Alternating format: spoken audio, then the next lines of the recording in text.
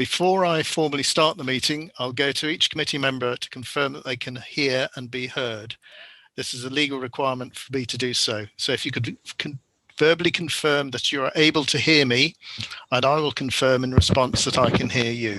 Where practicable, please also have your video switched on so that you can be seen by the other members in attendance and the public watching. Councillor Christy Balderson. Morning, Chair. I can see you and hear you. Thank you. Councillor Dave Bolter. Good morning, Chair. I can see and hear you perfectly. Thank you. Councillor Peter Ginman. Yes, good morning, Chair. I can see and hear you. Thank you. Councillor Bob Matthews. Yes, thank you, Chair. I can see and hear you. Thank you. Councillor Diana Toynbee. Thanks, Chair. Yes, I can see you and hear you. Thank you. Councillor Yolandi Watson. Good morning, Chair. Yes, I can hear you and see you. Thank you. Thank you. I'd also like to request that the officers who will be present throughout the meeting also confirm that they can hear and be heard. So Kate Charlton, Interim Head of Legal Services. Good morning, Chair. Yes, I can see and hear you. Thank you. Jackie Gooding, Southwest Audit Partnership. Good morning, Chair. Yes, I can see and hear you. Thank you. Andrew Lovegrove, our Chief Finance Officer. Good morning, Chair. Yes, I can see and hear you. Thank you. Amy Probert, Southwest Audit Partnership. Is Amy on the call? Chair, Amy's unable to make the meeting this morning, so okay, she's not joined. That's fine. Thank you. Caroline Marshall, our clerk to the committee. Yes, Chair, I can hear and see you. Thank you. Jen Priest, technical support this morning. Yes, Chair, I can hear and see you. Thank you. Thank you. John Roberts, Grant Thornton. Good morning, Chair. I can see and hear you. Thank you. Gail Radcliffe Turner, is she joining us? Oh, yes, I see. Yes, this morning. Can you hear?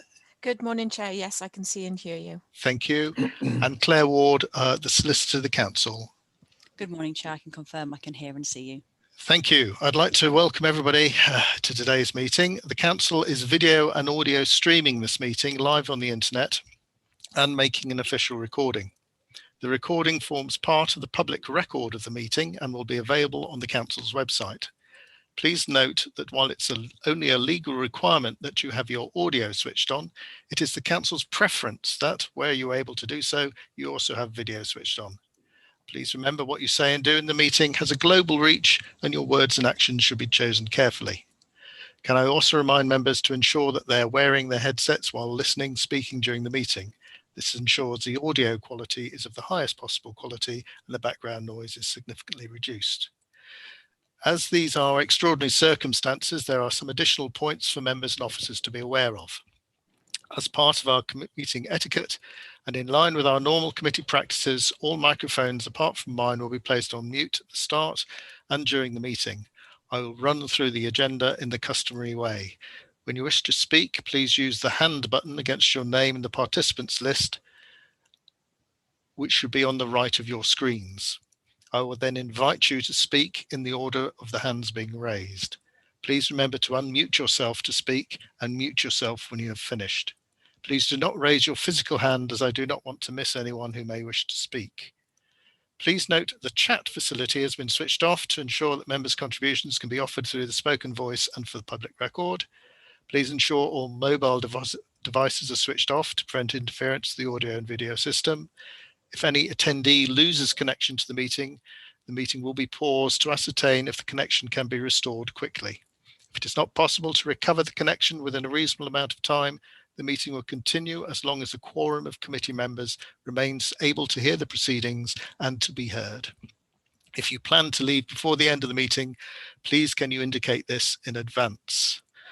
Voting will be undertaken electronically using the voting software within the virtual meeting platform. Only committee members may vote. In the event that electronic voting is not possible to use or there's technology failure, I'll ask each committee member by means of a roll call to indicate if they are for, against, or are abstaining. The results of the roll call will only be recorded in the minutes of the meeting where there is a requirement to do so. Are there any questions about the procedures before we continue? Thank you. I'll now formally open the meeting. Clerk, are there any apologies for absence? There are no apologies for absence, Chair. Are there any name substitutions? No, Chair. Can I ask, are there any declarations of interest? Are there any Schedule 1, Schedule 2 or other interest to be declared for items on the agenda today? Could you please do this by raising your virtual hand, and I'll then ask you to speak to notify the meeting which item you have an interest in and the nature of that interest. No, thank you. Item 4, minutes of the previous meeting, 30th July 2020. No minutes, no, excuse me, no matters of accuracy have been notified to the monitoring officer. So committee members, if you're, sorry, Councillor Ginman, you have your hand raised. Yes, thank you. Just a matter of governance right at the beginning, if I may. Yep. I note that the rights of the public, it states that all agenda and public reports will be placed on the website 5 days before this meeting. Now, I don't know when the public questions, and now we use a written answer, are placed, but I only saw it yesterday. And it would seem to me that in governance terms, if we've said we're going to put everything on there, which would include a reply 5 days before, can we clarify, please, whether that we are complying with our own rules, or am I over-interpreting the situation?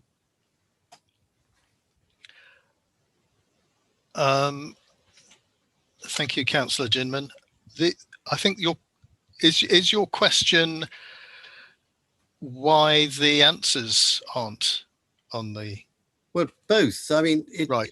They seem to me there's 2 points there. I mean, I think it's probably one for our solicitor to answer in terms of it's a legal point as to whether or not we should be publishing these earlier. Now, I appreciate there's a problem in all of that, but then we are now giving written answers.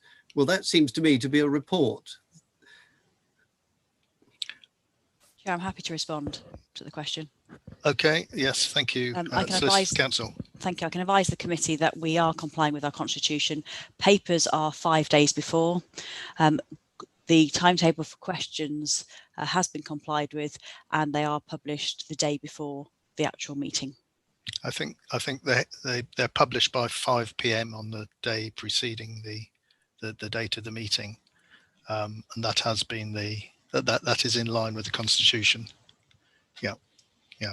So I think we are in yes, we are. I'm grateful for that. With the change over to using electronic means, the protocol at the start of all of these meetings, I think sometimes needs reviewing just to check that it hasn't changed where we sit and how we work. That's fine. Thank you. So we're at the point of casting a vote to approve the minutes of the previous meeting. So if I could ask the clerk to move people to the waiting room as required, and then we can have our vote and get them back again ASAP.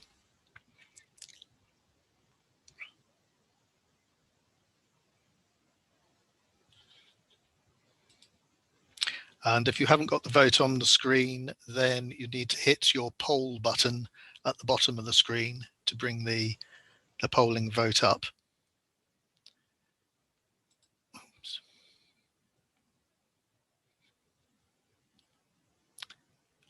I haven't voted yet. I don't think anyone's voted yet. Can we relaunch the polling? It popped up and then popped away again. Yeah. Can we re-poll, please? Yeah, you appear to have the host. Could you possibly hand it back to me, as we did earlier? Oh, right. Okay.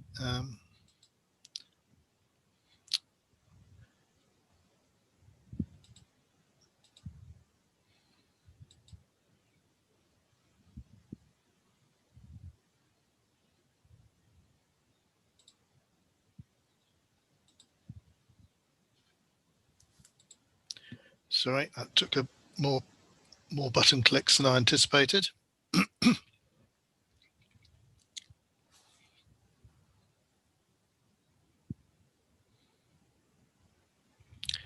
Right.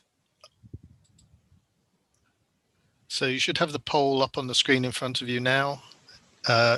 Poll for or against or abstain, and then click submit.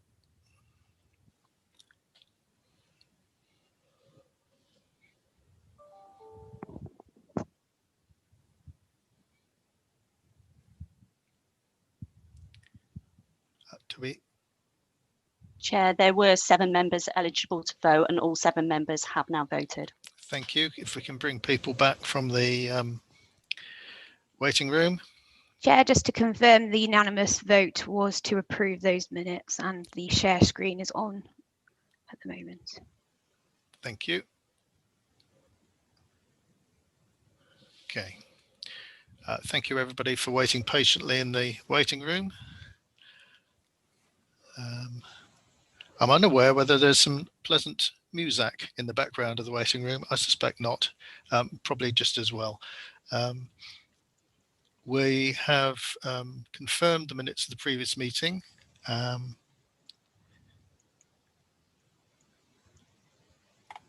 The committee's action tracker is attached to the minutes. Were there any members that wish to raise any questions on the action tracker? No, that's good. Right, item 5, to receive any questions from members of the public. Members of the public continue to have the opportunity to submit questions to the committee in writing ahead of the meeting. We have received 4 questions for this meeting and a response has been published as a supplement to the agenda papers. Those who have submitted questions have been given the opportunity to submit a written supplementary or to send an audio or video recording or to join the meeting to ask their question live. I'll now ask the clerk to confirm and explain how any supplementary questions are to be received. Do we have any supplementary questions? Yes, Chair, we have one supplementary question for Mrs. Morietska. She will be joining the meeting live with her video switched off. So could I ask Jen to admit Mrs. Morietska into the meeting, please?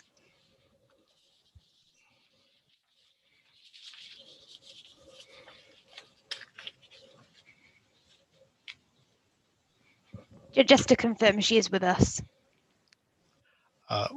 Welcome, Mrs. Morietska, to our audit and governance meeting. I believe you have a supplementary question. Because we haven't sight of the supplementary, could I also ask if it's possible for you to email that question to the Councillor Services email address after the meeting, so that we can ensure that we've recorded your supplementary correctly. I realise that you'll be giving an audio recording, but sometimes bits of that can be missed. So please, if you would like to go ahead and ask your supplementary. Yes, I will provide it in writing to the clerk. Thank you. Thank you for the very comprehensive answer to my question. It reinforces my concerns of poor financial management of large capital transport projects over a number of years. 75% of the recommendations on the South-Wide Transport Package Phase 1 internal audit on governance made over 12 months ago are still not complete. And since then, there has been a partial internal audit report on the Phase 2 internal audit. It appears that there is an inability of officers on the South-Wide Transport Package to follow recommendations for the taxpayer and following procurement processes, even after the Blue Schoolhouse recommendations. 3 consultants have been used at a cost of £62,286 without proper procurement. When did this procurement happen? And what actions are being taken, particularly around capital transport projects, to ensuring value for money for the taxpayer by officers following council rules? Thank you for your question, Mrs. Morietska. You've referred to some specific points in the question. I'd open the question to any officers present if they wish to give a verbal reply, but I suspect, given the nature of the question, it would be best to make a written reply so that your points can be checked more thoroughly. I'm looking at officers. No one's got their hand up. Mrs. Morieska, I'd like to give you a written reply to your question, but I'd also like to thank you both for the first question and this one. We do have, and I'm sure you will have noticed, on page, I think, 109 of our papers, which is, I think, page 19 of the audit and work report for the 2020-21 audit plan.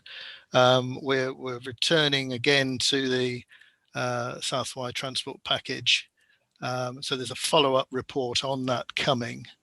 And I do know that these matters both have been raised in the Cabinet performance report yesterday. So they're very pertinent, and I'm hoping that we will continue to improve the Council's performance in this area.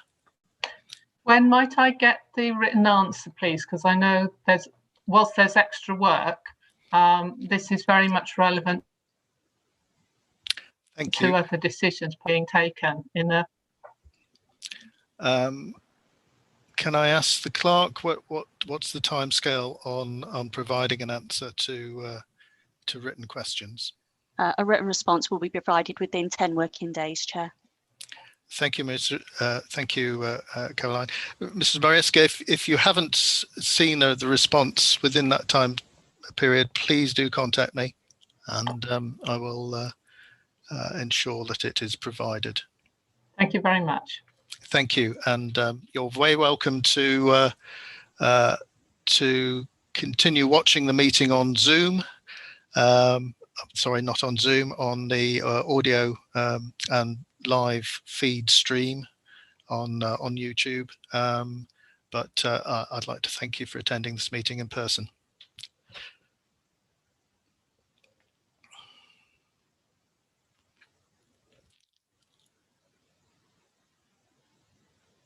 Agenda item 6, to receive any questions from councillors. I believe that no questions were received. So we'll move on to agenda item 7, rethinking governance. And I'd like to invite the presenting officer, Claire Ward, to present the report. The purpose for this, so that everyone's aware, including those listening, members of the public listening, is to recommend any changes for a new governance model for Herefordshire Council. We have a recommendation in the report which we'll be considering, and I invite Claire now to present this report. Thank you, Chair. This report is before you today, which covers extensive work by the working group that was set up by our full council. That was a cross-party working group, which I know you've had updates to over the year. They've considered matters raised by all members as part of the workshop and as part of the survey questionnaire that we sent out to all members. It identified concerns that are identified in paragraph 6 of the report. When reviewing the issues found, the working group feel that the existing cabinet system could be improved, and that actually benefits could be realised within the existing system rather than taking the step of moving to a committee system and being locked into that system for 5 years. The working group are also suggesting, however, a review in a year to ensure that the hybrid model that is being recommended will meet the needs of members, the public and officers. I'll be honest with this committee and say if this recommendation is approved for recommendation to council, that's when the hard work really starts. The working group has worked really hard already considering the academic issues relating to changing a governance model. But if we approach this with moving to a hybrid model, that means the detail, that means the nitty gritty, and that's the work that would be involved between now and May next year in rewriting a constitution. I have members of the working group here that have supported me in supporting this work and this report, and I'm happy to take any questions, as I'm sure they are too. Thank you.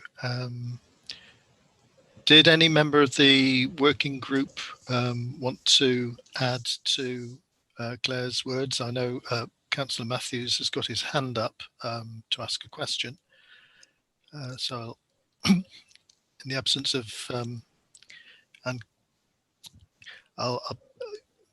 Councillor Matthews, do you want to come in with your question? Yes, if I could, Chairman, could I ask the monitoring officer, paragraph 13, the report says enhance opportunities regardless of proportionality for councillors to be directly involved in influencing decisions on profile and contentious matters.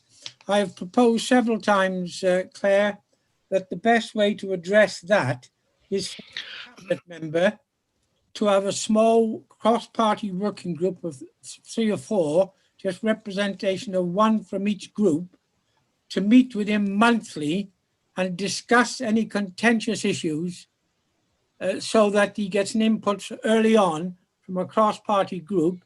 And I think it's far more effective in small groups than having large gatherings. Just a comment, thank you. Thank you for that, Councillor Matthews. Councillor Toynbee. Yes, thank you. And thank you, Claire, and thank you to the working group. I think quite apart from the report and the outcome, the process itself has been really, really useful, having that cross-party group and making us all think about how we can work better and more democratically. And I'm really glad that part of this recommendation is that the group continues to refine it and continues to work together. I hope that we can use, I like this, although it makes it more difficult in a way, I like the flexibility that this recommendation provides. And I think I hope we take advantage of that flexibility to do everything we can to use this opportunity to increase public engagement, to do everything we can to increase public engagement. It's an opportunity for that, and to address the natural perceptions that decisions are made behind closed doors.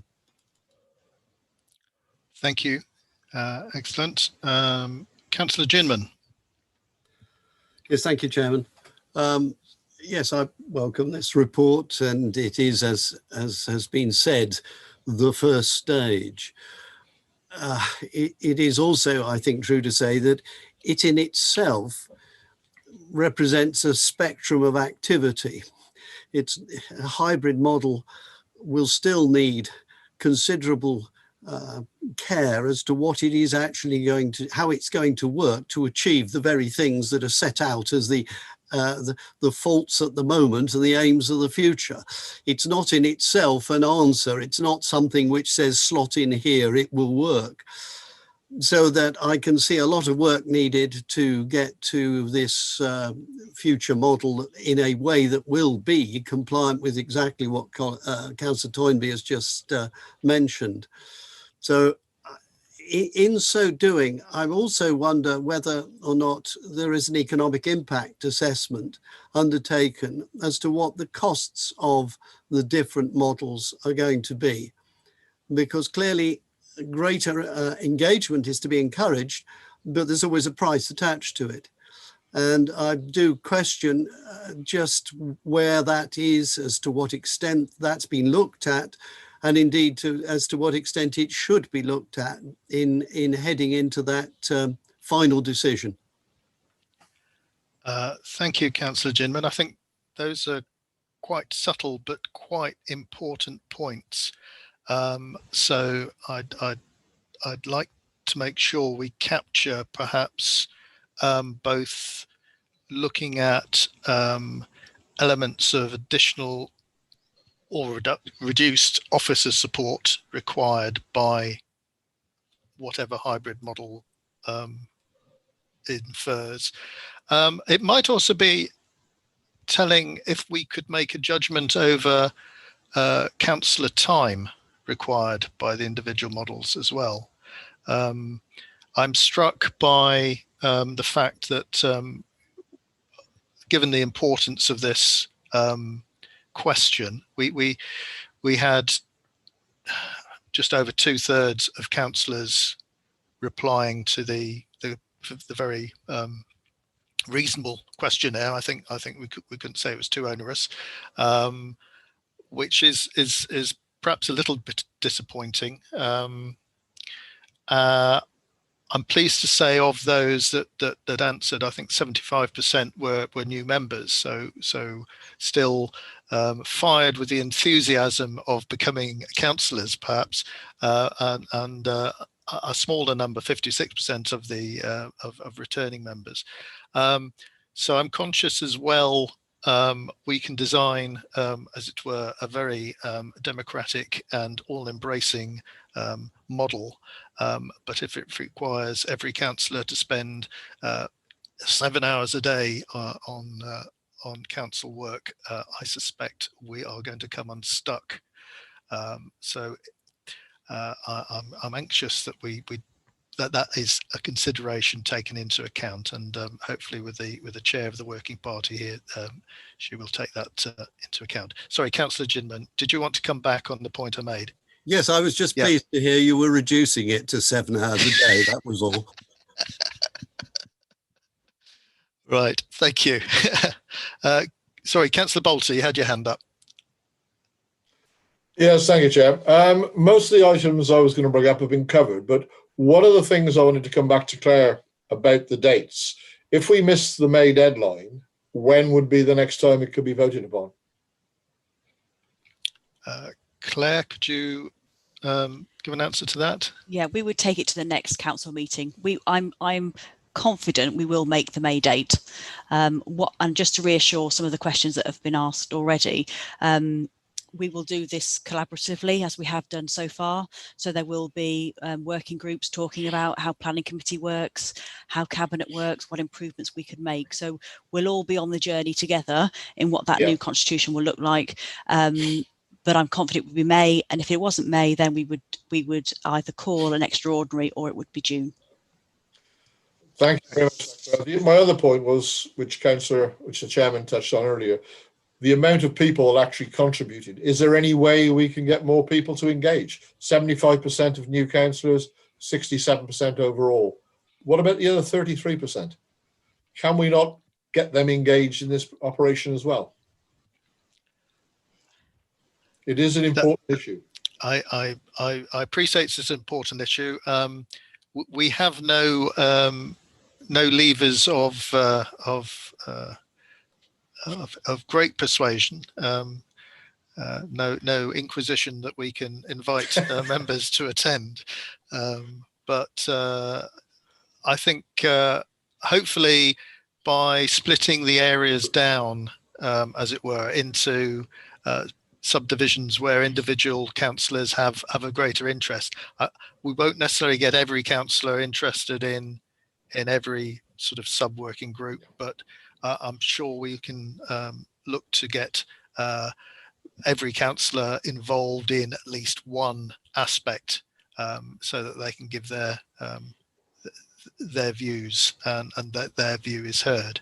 I would hope that would be the case. Obviously, the times at which these working groups will meet is important. Some councillors have day jobs, some have other commitments, and I appreciate it's not always possible to clear a diary for a meeting at every time.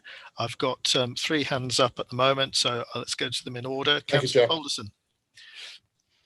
Thank you, Chair. Yeah, I just wanted to sort of reinforce a number of things that has been discussed. And I think as a member of the working group, I think the time that members could devote to council business was a significant factor for us. And as demonstrated, Councillor Bolter, only certain members did respond to the survey. Some members really wanted to focus on activities within their ward, whilst others, had considerable more time and wanted to get involved in more things. And so this was a considerable factor in looking at staying within the cabinet model versus moving to a cabinet model, because commensurate with people's interests and time commitments, it gives us that flexibility. But the other element, which I'm not quite sure has really been touched on yet, is sort of the culture and sort of the values and behaviours and attitudes amongst members. And I think that's how long is a piece of string. That one's very difficult to embrace, I think, in any organisation. But we do recognise that there are a number of things that potentially within the cabinet model we can focus on to try and improve members' understanding and consequently their involvement, and hopefully we'll see benefits from that with as we work through between now and May to try and identify the best ways we can perhaps tackle those items. Thank you. Councillor Watson.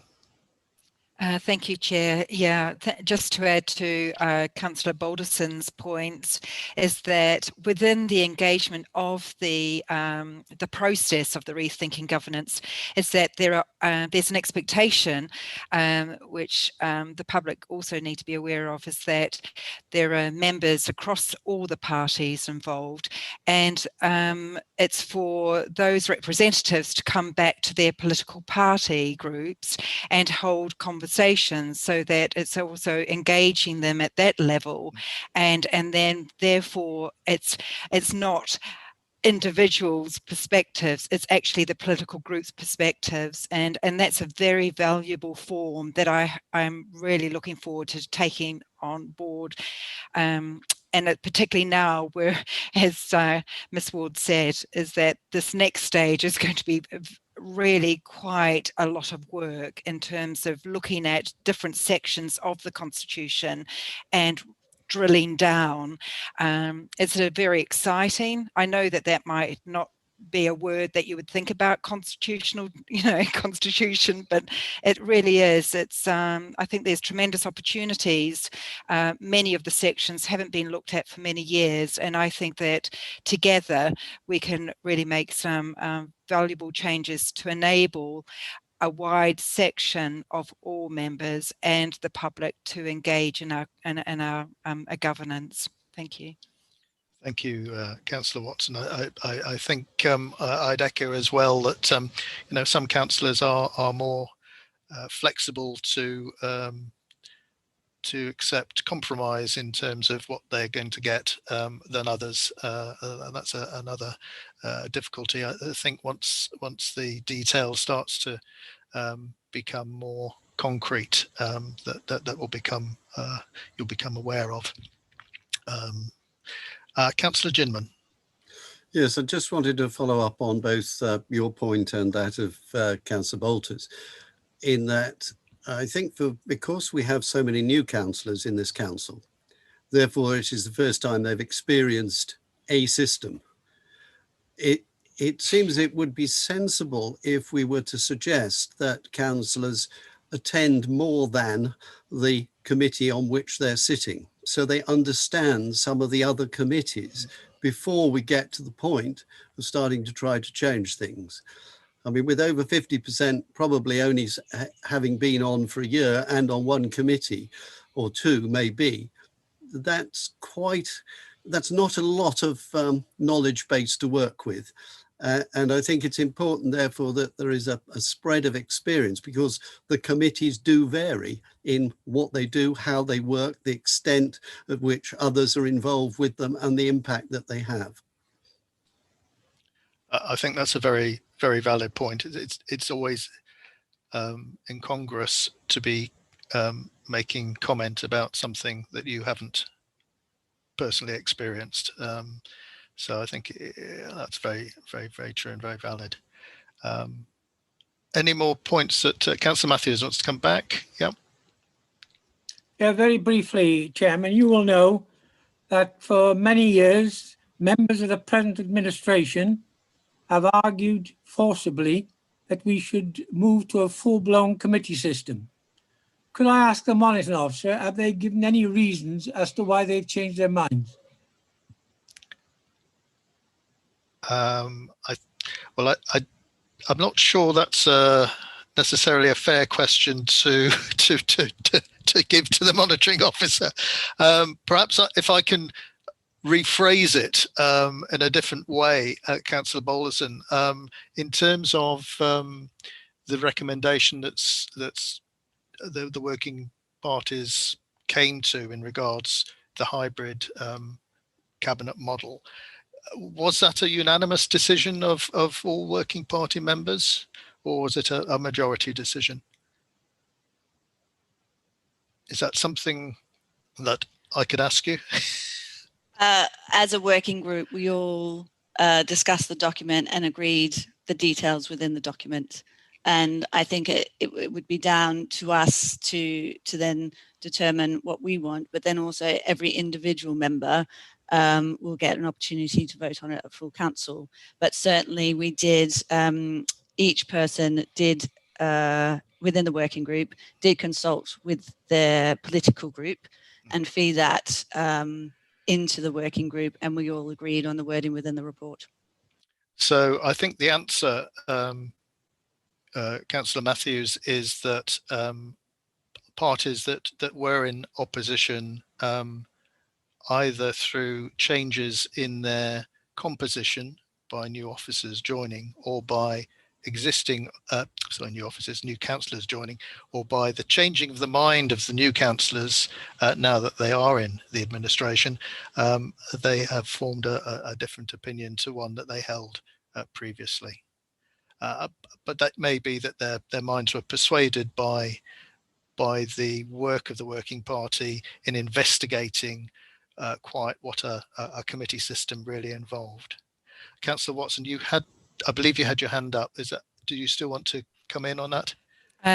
It was actually just to back up, as a member of the Rethinking Governance Working Group as well, it was just backing up Councillor Balderson's point, is that all I would suggest is that Councillor Matthews actually goes back to his representative to actually ask for the devil in the detail, is that it was actually discussed, and so I would suggest that he talks to his representative.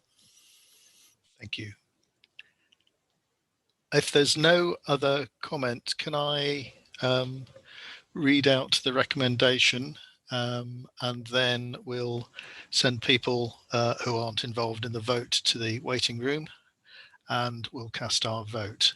So the recommendation that, having regard to the work undertaken by the Rethinking Governance Working Group, a hybrid cabinet model of governance be recommended to full council with implementation with effect from annual council in May 2021.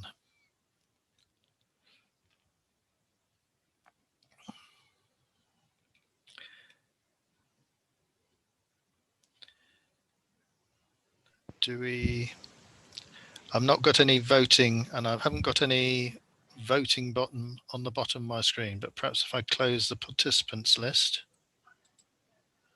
Now it is. It's there. Okay. So I'm seeing sorry, there are 7 members eligible to vote, and they may vote now. Thank you. So you should have your polling card in front of you. If you vote for, against, or abstain, and then press submit.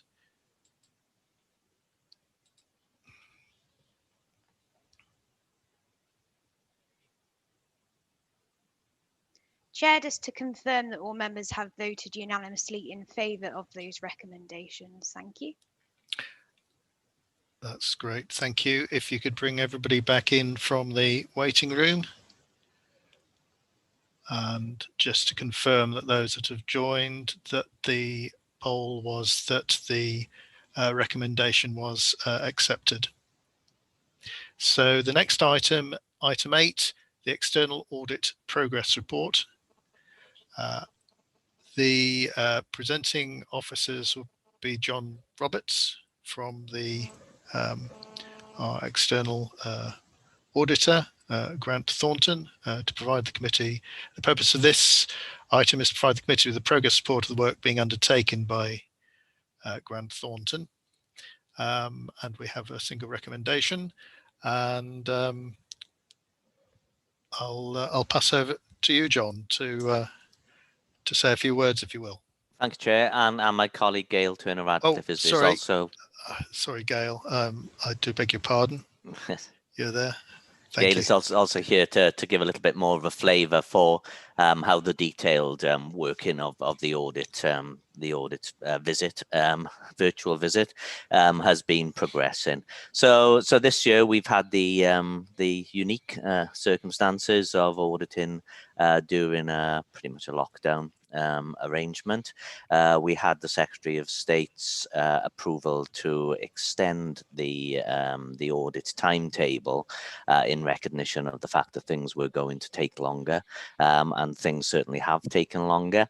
The timetable was extended from the 31st of July to the end of November, and across our portfolio we will we will require that extra time. You know, it really has been a slower process than normal, but it's also been a successful process. So we have the good now proven technology for exchanging in a secure manner working papers and audit evidence. We have the communication systems that such as this for ensuring that we can meet with officers virtually, and that's effective.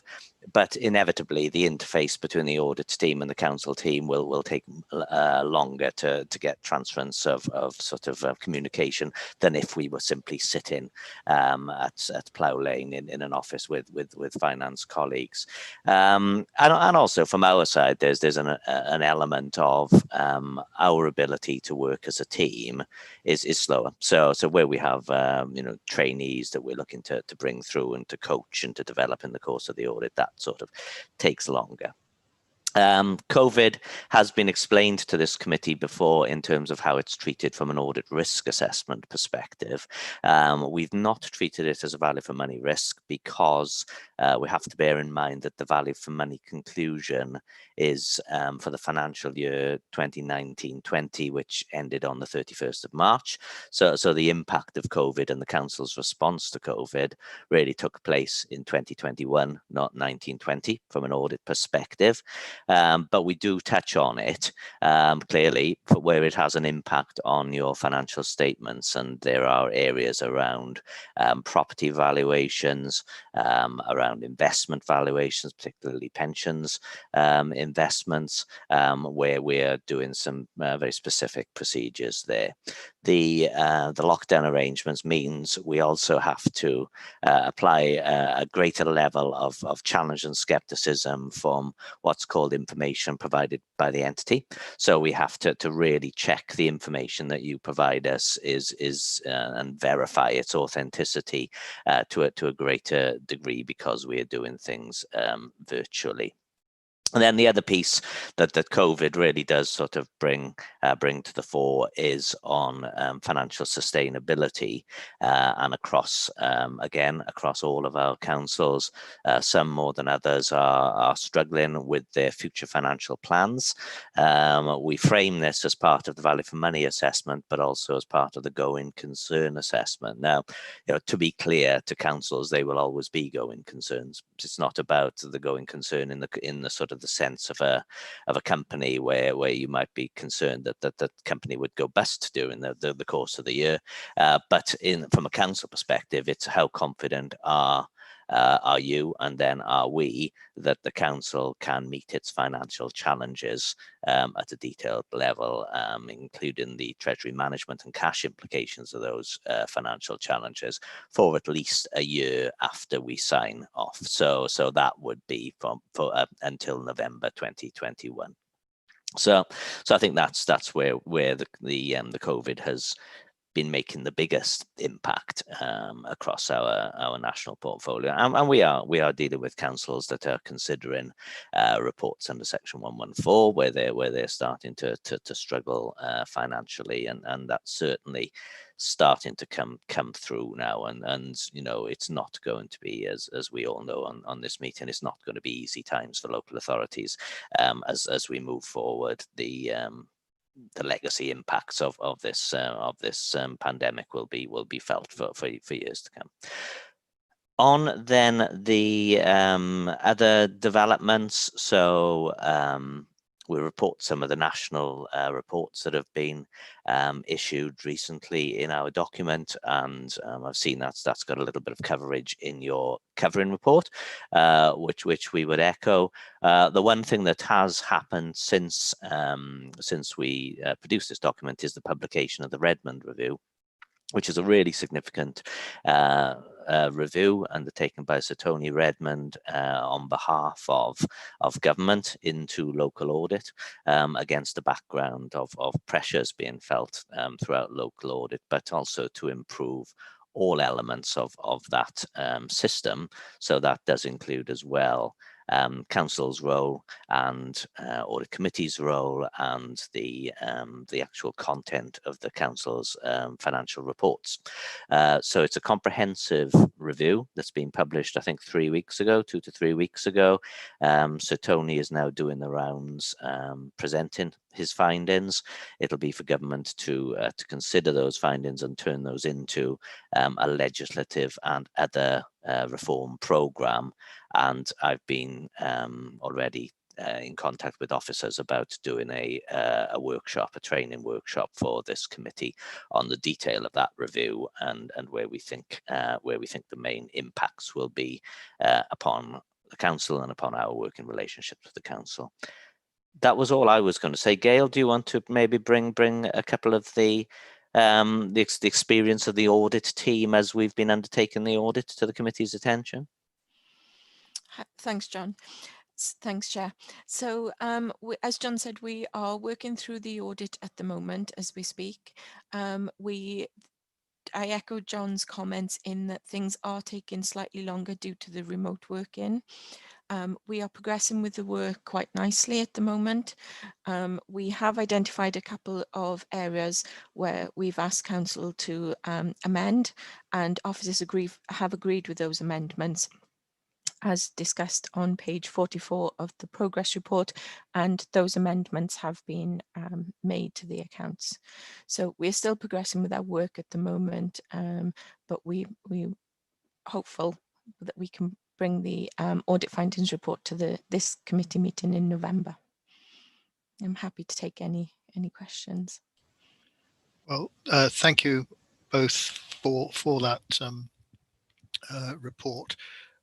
In respect of the amendments made to the financial statements, were they of, can you comment whether they were of any significant, I'm not talking about significant in terms of external audit significant, but whether they were of any significant either value or whether they had a common theme in terms of the way that the variances sort of were created.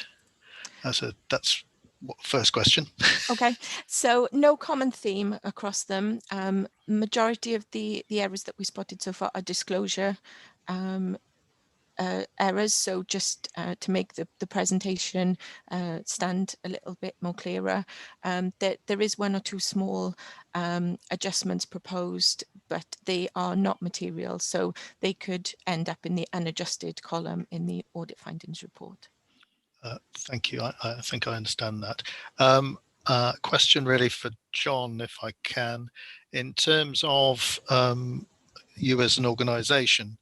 Obviously, like every organisation, we've all been affected by COVID.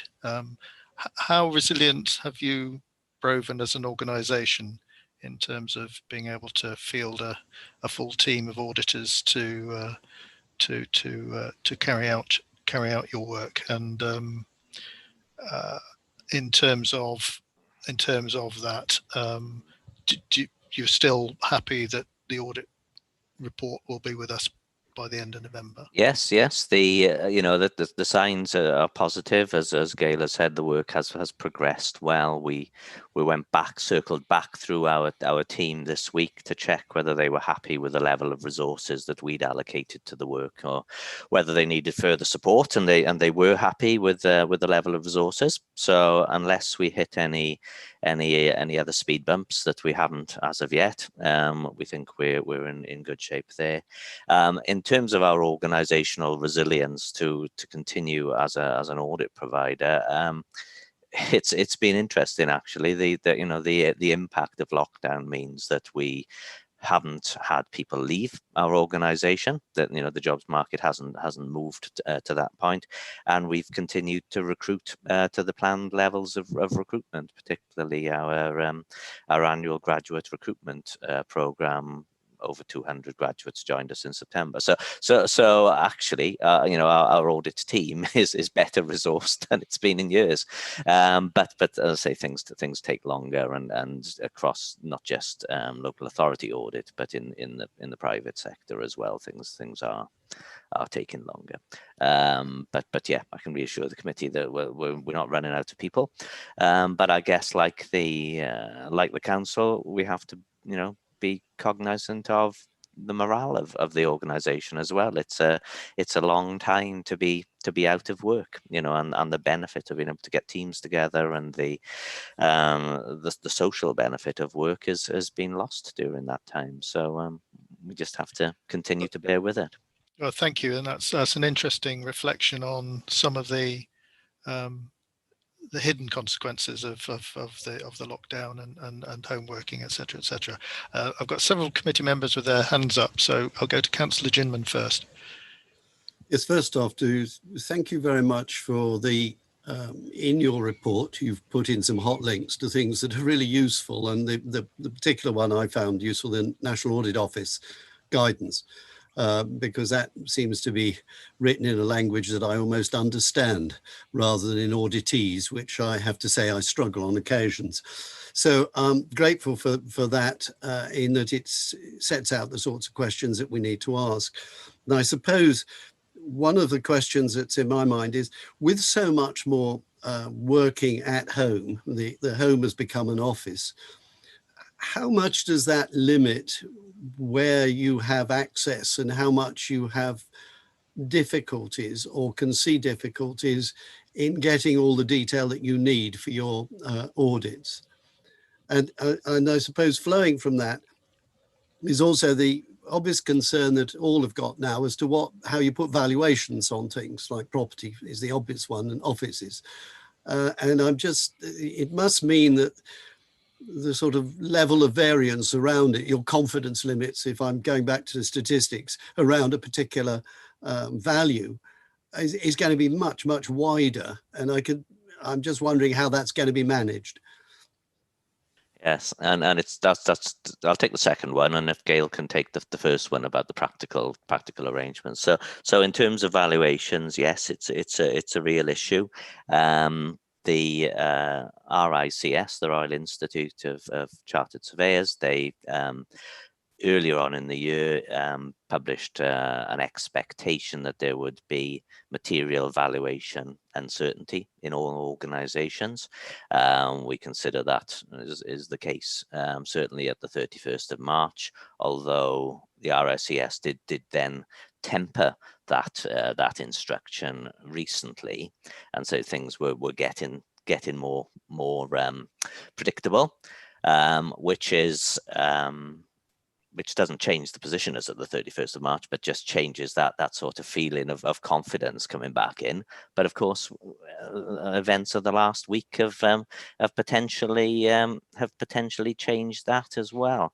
I was meeting with a valuation firm yesterday to talk about this issue and what they are observing, and they were saying that again, it's a fluid situation. We have to be sort of more sort of comfortable with the fluidity of the situation, but that even as a valuation firm, they're seeing specific sectors that are causing maybe more issues, like valuations of office premises in city centres and things like that. So this is going to be with us for some time to come.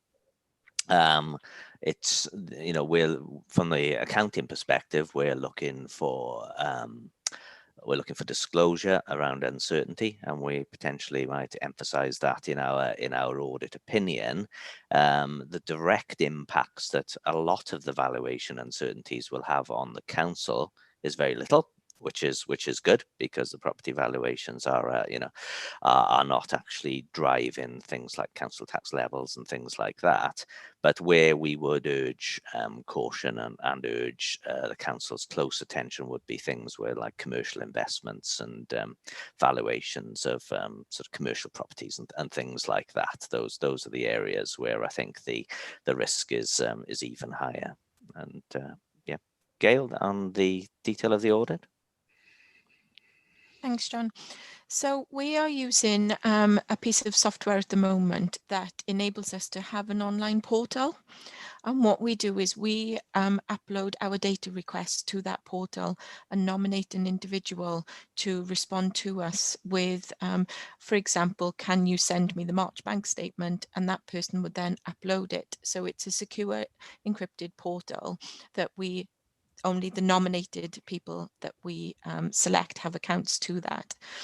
What then happens is we also, through meetings similar to this, we share desktops and we observe members of the finance team downloading the reports that we need to see, so we can watch them enter in the parameters, we can watch them enter in, for example, dates or any specific codes that we require further detail.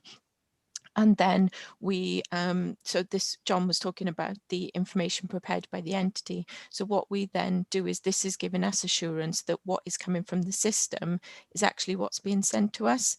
We watch that being uploaded onto an email and sent directly to us. And by the use of screen sharing technology, it's almost as if we sat next to the individual at the time.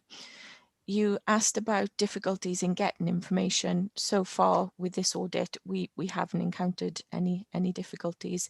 Everything we've asked for is either on its way or we've received. Okay. Thank you very much for that.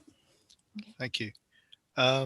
If I could just jump in, because what you've said raises a couple of questions in my mind. I've got Councillor Toynbee and Councillor Watson to come to, but if I could just ask, while I capture my thoughts, it's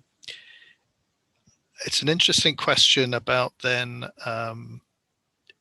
so you have developed your internal sort of secure data transfer systems, your IT, and we don't, obviously with people working from home, they tend to have their own home internet providers. They have their own home internet modem with various ports open. It's not like a fully corporate system. I know everyone has had these for a number of years, but now we're heavily reliant on the security of home systems, as well as our corporate host system. And I'm presuming that we're using things like VPNs and as you say, encrypted transfer and that sort of thing. It's just a sort of a mental note for us as an audit committee to make sure we pick up on these points when we're looking at our own IT security. I mean, it's blindingly obvious that we're all sitting at home discoursing, etc. But all our officers are sitting also at home, transferring documents, some of which are confidential, some of which contain financial information, some of which contain bank details, some of which contain names, address, etc., etc. We do just need to be reminded again about the assurance that we have on the security of those systems, I think, and that just that point that Gail's made sort of brought that home to me then. And there was another point, but I've lost it in that. So I'll pass over to Councillor Toynbee if you want to make your comments. Yeah, I'm slightly moving sideways from that, just to say that I was interested in reading the Grant Thornton sector update and the essays and reports, and to read that in the essay on housing, Grant Thornton recommends that we borrow to build more public housing, and that we must minimise the carbon footprint of housing. And in their report on place-based growth, they recommend devolving significant budgets and powers down to councils. So I'd just like to say that I think it's very interesting that, quite apart from political issues, these are seen by professional auditors to make economic sense.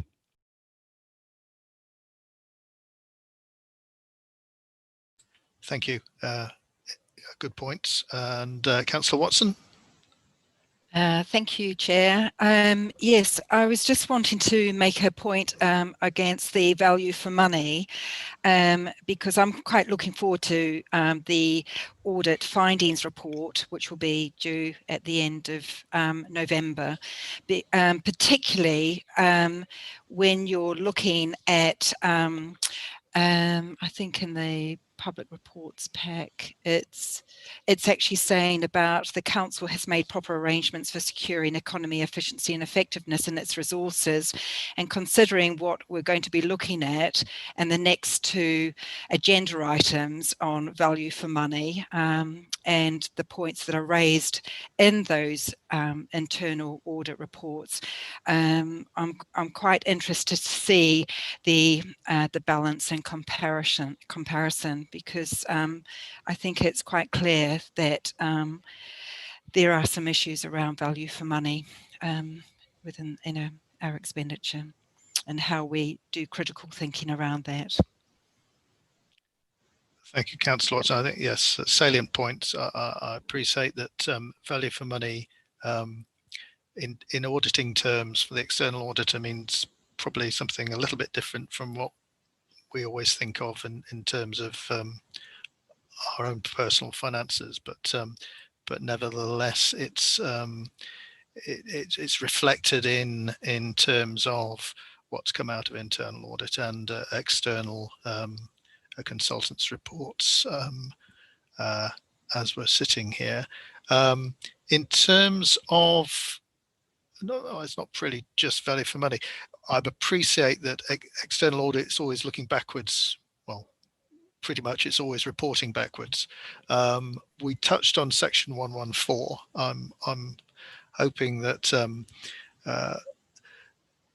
no conversation about that really has passed between our section 151 officer and the external auditor. But in terms of bearing in mind that the external audit is always looking backwards, how much warning would this committee receive of a potential issue with a section 114 judgment, or a view of the 151 officer that we were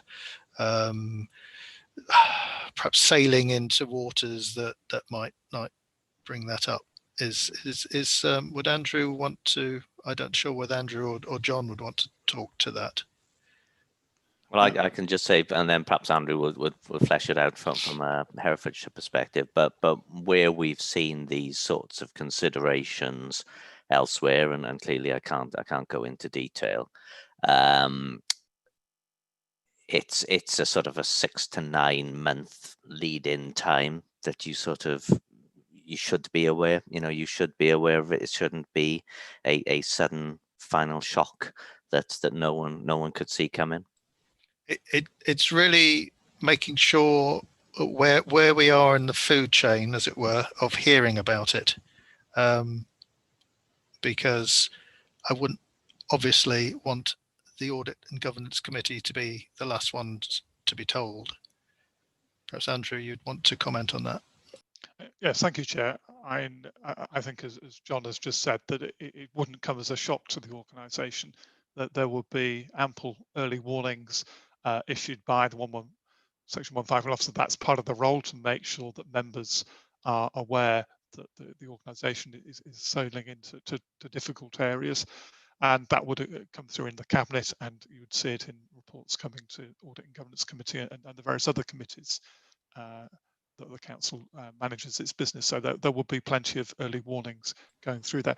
To answer the question, the question I think I've picked up in terms of where this Council is in terms of the arrangements, and as John has said that in November, Grant Thornton will be very keen to understand how we see ourselves in the financial projections forward. So not only cash flow, but also ability to live within our budget and all of those, deliver the services that we need to do. And one of the things we did as soon as it became clear there was a pandemic looming, and before we got into lockdown, and we enhanced a lot of our processes internally about ensuring we're projecting forward, managing our treasury management and our cash, because that organisations get into difficulty if they have liquidity problems. So we're very closely monitoring that, and we will share that, and we are sharing that with Grant Thornton.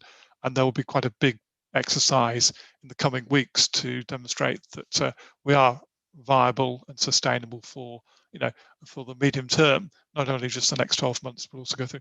But and it was raised yesterday at the Cabinet on there, and the Q1 report that Cabinet considered yesterday. Members will remember that there's much more narrative than normal about our financial position on there to hopefully give members assurance that our finances are on a reasonable position.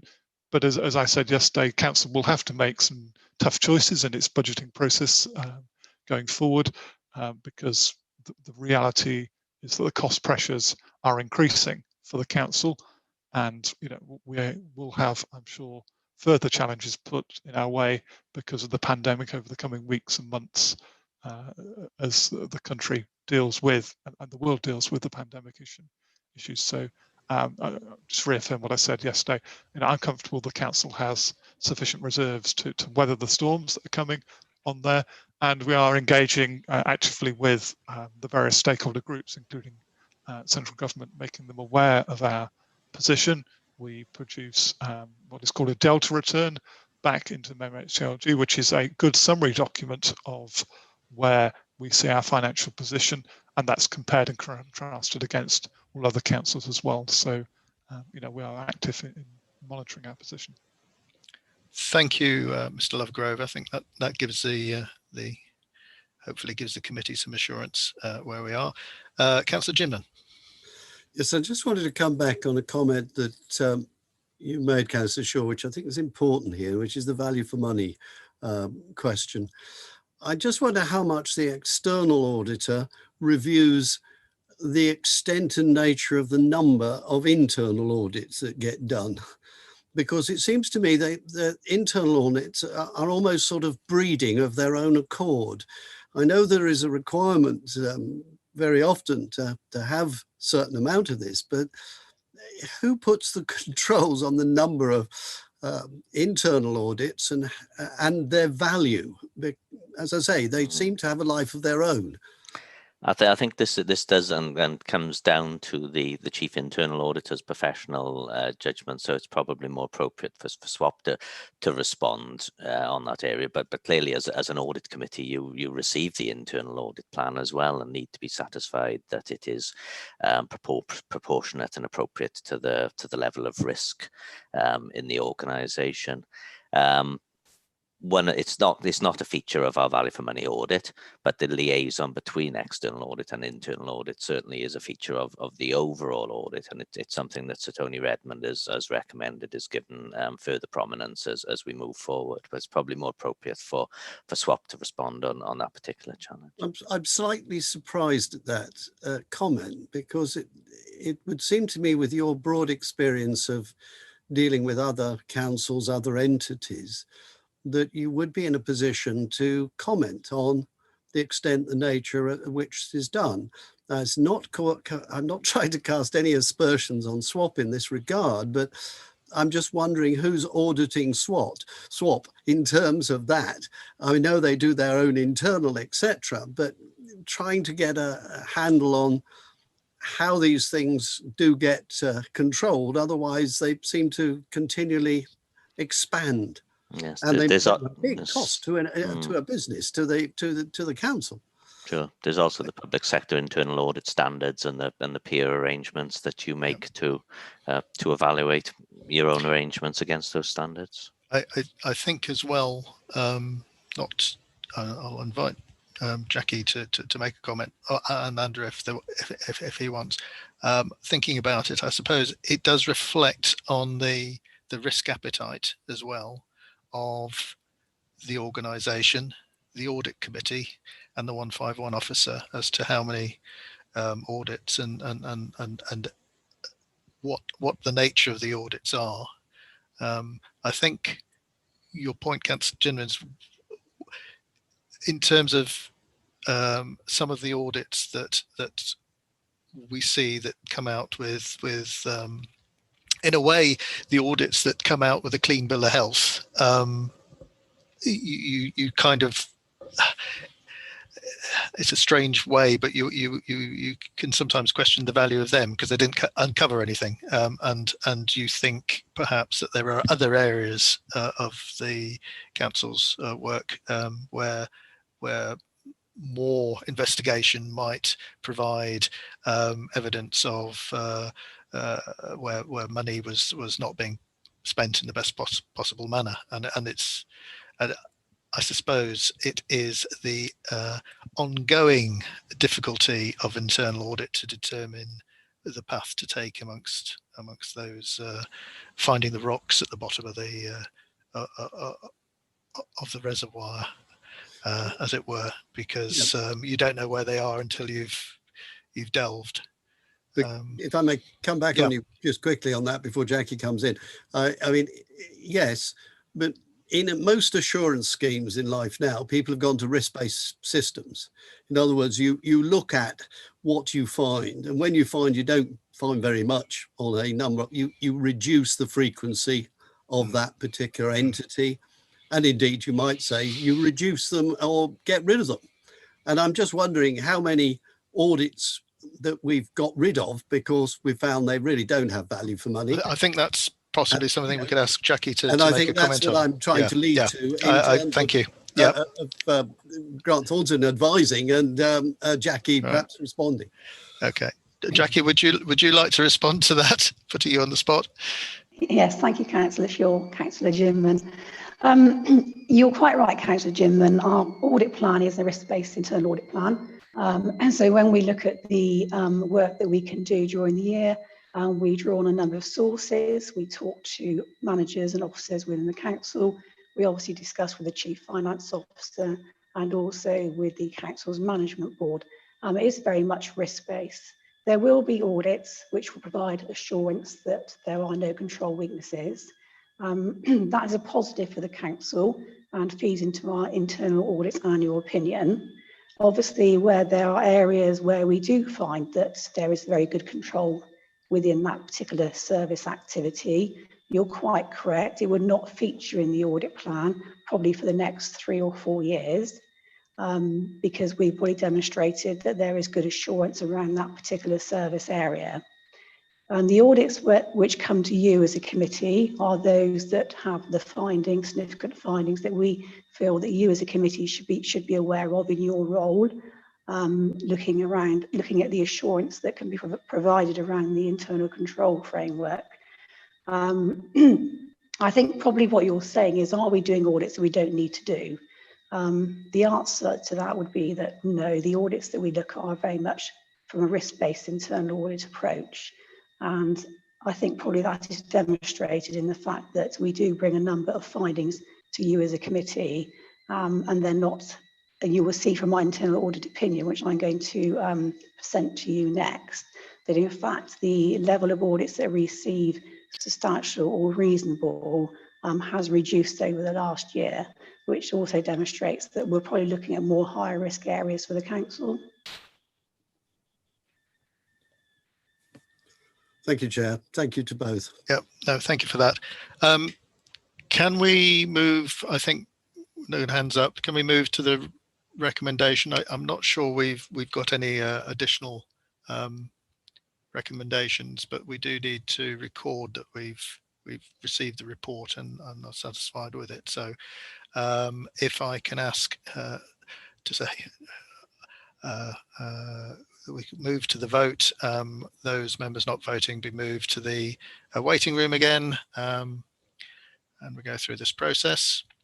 Recommendations that the progress report and sector update attached appendix 1 be reviewed and committed to burn any recommendations it wishes to make to ensure the value of the external audit work is maximised. I think we've had a good discussion about it with nothing specific here at this time to deliver. Could we have the poll? Thank you. Hang on.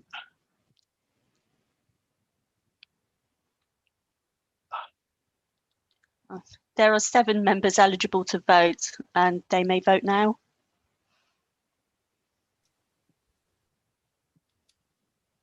Where's the recommendation written down? It will be in the report on page, if you just bear with me. Okay, yeah, in the covering, yeah. Covering report, yeah. Page 37 of the mod.gov.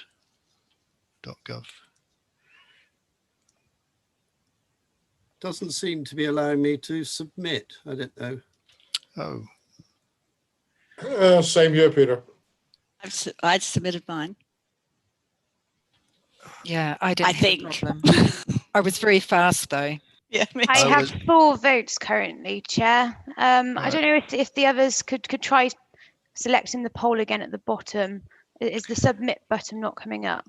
It's there, but it's sort of pale grey and looking a bit dead. I don't have a poll button. Would you like me to relaunch the poll, Chair? Let's relaunch the poll, yes. The quickest way about it. That's right. Right. Quick. Right. The new form of pole dancing.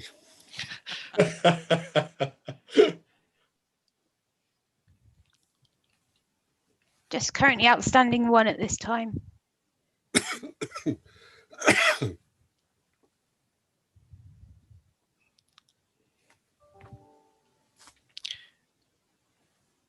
I'm happy to accept a majority if we've got 6. A majority of 6 have voted in favour.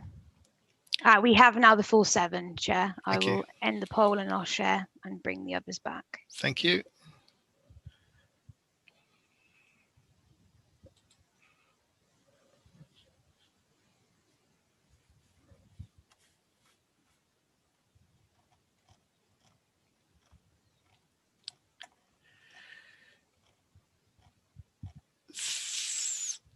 Thank you for those that are waiting. Yes, the recommendation was approved by committee.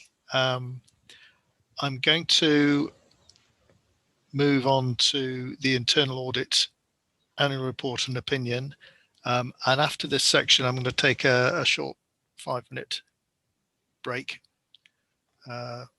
So if everybody's, if the committee is in agreement with that. So the internal agenda item 9, the internal audit annual report and opinion. Presenting officers will be Jackie Gooding, of course, from SWAP, who we just heard from, and again Andrew Lovegrove. Just to remind people at home, the purpose of this report is to enable the committee to provide independent assurance on the adequacy of the risk management framework, together with the internal control of financial reporting and annual governance processes, by considering the head of internal audit's annual report and opinion and the level of assurance it gives over the council's corporate governance arrangements. And we will be considering recommendations in respect of having regard to the assurance provided by the annual report, any potential items for inclusion in its future work programme. So can I ask committee members just to bear that in mind as we move through the discussion? Jackie, did you want to open the present batting, as it were, or is that Andrew? No, thank you, Councillor Shaw. So I'll give the committee a brief overview of the key points from the report. The head of internal audit should provide a written annual report to those charged with governance to support the authority's annual governance statement. So the purposes of this report is The purpose of this report is to satisfy this requirement, and members are asked to note its content and the annual internal audit opinion given. The opinion is based on a number of sources of information, and you can find those sources detailed on page 65 of the report. As in previous years, I'm pleased to say that the internal audit team have found senior management of the council to be supportive of internal audit findings and responsive to the recommendations made. In addition, there is a good relationship with management whereby they feel they can approach the internal audit team openly in areas where they recognise potential problems. You will see from the report that 39.5% of completed audits received substantial or reasonable assurance opinions in relation to the control environment, with 10.5% receiving partial assurance for 2019-20. In contrast, 54% received reasonable or substantial assurance in 2018-19. There was a significant increase in the number of advisory audits completed in 2019-20, rising from 10% in the previous year to 31%. Whilst advisory work is and will continue to be important and demonstrates the council is open to prioritising work in areas where there is a perceived high risk or concern over the control environment, it should not always be seen as an alternative to giving an audit opinion. And this is an area we will need to monitor moving forward. The number of partial assurance opinions, as I said, was 10.5% for last year, and that has decreased from 18% in the previous year. So that's obviously a positive, and the number of partial assurance have gone down. The other thing to bear in mind is the number of priority findings. And again, in 2018-19, there were 192 priority findings compared to 81 for 2019-20. On pages 72 and 73 of the report, I have provided two charts which show the impact of the number of advisory audits on the annual opinion. This is to demonstrate that if the advisory audits were removed from the opinion, the number of substantial and reasonable audits would increase to 57.5%. This, of course, does not suggest that all advisory audits would receive a substantial or reasonable assurance opinion, and some may, of course, receive a partial assurance. It is to demonstrate the impact of the advisory audits on the figures reported this year. Although no areas of significant corporate risk have been identified, there have again been findings where governance process or guidance are not always followed to ensure compliance with existing procedures in place across the council. A number of these findings relate to capital projects and contracts, and particularly to record of officer decisions and where value for money cannot always be demonstrated. Management is responsible for ensuring compliance to policies and procedures and should have oversight to address non-compliance. This is an area of improvement that Council has recognised, and it is also included in the annual governance statement. The Council has updated its financial and contract procedure rules and put in place new governance arrangements for capital projects through programme boards.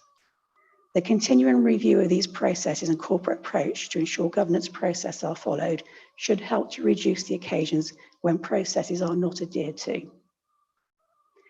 Overall, having considered the balance of the work completed in 2019-20, the sources of information referred to, and the outcomes against this environment, enhanced by the work of external agencies, I am able to offer a reasonable assurance opinion in respect to the areas reviewed during the year.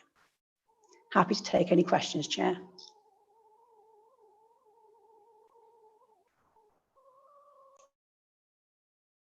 Thank you for that. Did Andrew want to add anything at this point, or shall I go straight to questions? I think go straight to questions, Chair. That was a very helpful introduction from Jack. Okay, I've got Councillor Matthews with his hand up, and then Councillor Balderson and Councillor Watson. Thank you, Chairman. I'm glad that the issue of capital projects again has been brought up, because as you know, Chairman, I've been on about that for several years now, and I highlighted it to the previous external auditors a number of occasions a few years ago. So I'm glad that the auditors are noting that, and I think it's high time that we got a grip of that, and I think things are moving as evidence produced at yesterday's cabinet meeting. could I ask the officer, please, on page 67, some fraud risks have been identified with applications for Small Business Grant Fund and Hospitality Leisure Grant Funds. I know you can't give us the details, but can you tell us whether those risks and fraud are substantial or small? Thank you, Councillor Matthews. I do not have the actual figures to hand, but obviously as part of the business grant process and the distribution of the funding to the various businesses that applied, there were some areas where there were duplicate requests or also businesses who fraudulently applied for funding. Those are all being reviewed and looked at by the council, and certainly any that have been highlighted have been reported to the relevant bodies. But as I say, I don't know at the moment the extent of that. I don't think for the council that it was significant.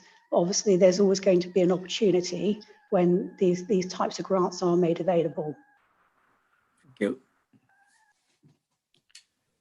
Thank you for that. Yes, in terms of the quantum, I think that the total grant quantum is probably somewhere in the region of, what, 70 million, Mr. Lovegrove, that the council has handled?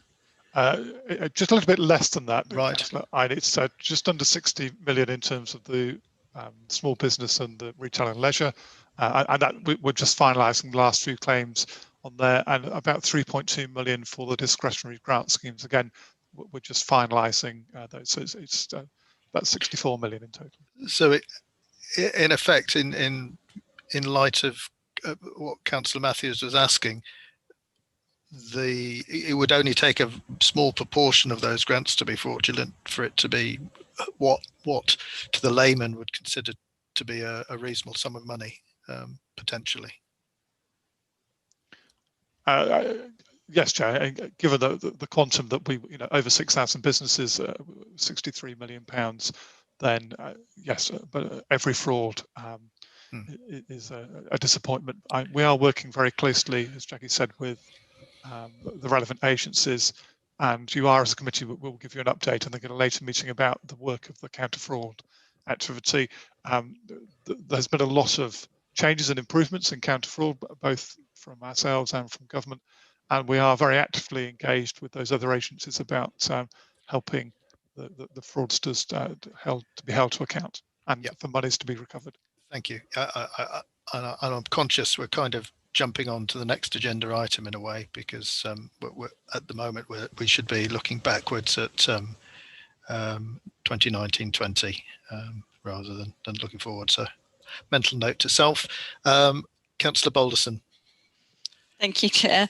On that note, I found it really interesting, some of the facts that you put on page 4 or I think page 66 of the pack, particularly around the amount of the comparisons to prior years. And I guess I've just got 3 initial questions, sort of really stemming from those facts that you've put into your report. And I'm conscious also on page 10 or page 72 of the pack shows that only 50% of audits undertaken provide an opinion. So I'd like to sort of better understand, in your opinion, why advisory audits have increased so much to such an extent this year, and also how advisory audits contribute to your overall opinion, given that they do make up a much larger proportion this year. So that's the first of just a couple of questions I've got on this point. Thank you, Councillor Balderson. Yes, it was an important point, and that's why I put the 2 charts into the report to demonstrate where the difference was this year. So, as I said, advisory audits are normally audits where we're asked to look at something that perhaps there's already recognised to be a perceived risk, or perhaps there's a concern over the internal control framework. And the reason we would do it as an advisory audit would be because the likelihood is that there are known weaknesses that we need to look at. And rather than give an opinion which tells the auditee what they already know the opinion is likely to be, it's to support them in understanding the weaknesses and be able to put those recommendations made in place to improve the service area that we're looking at moving forward.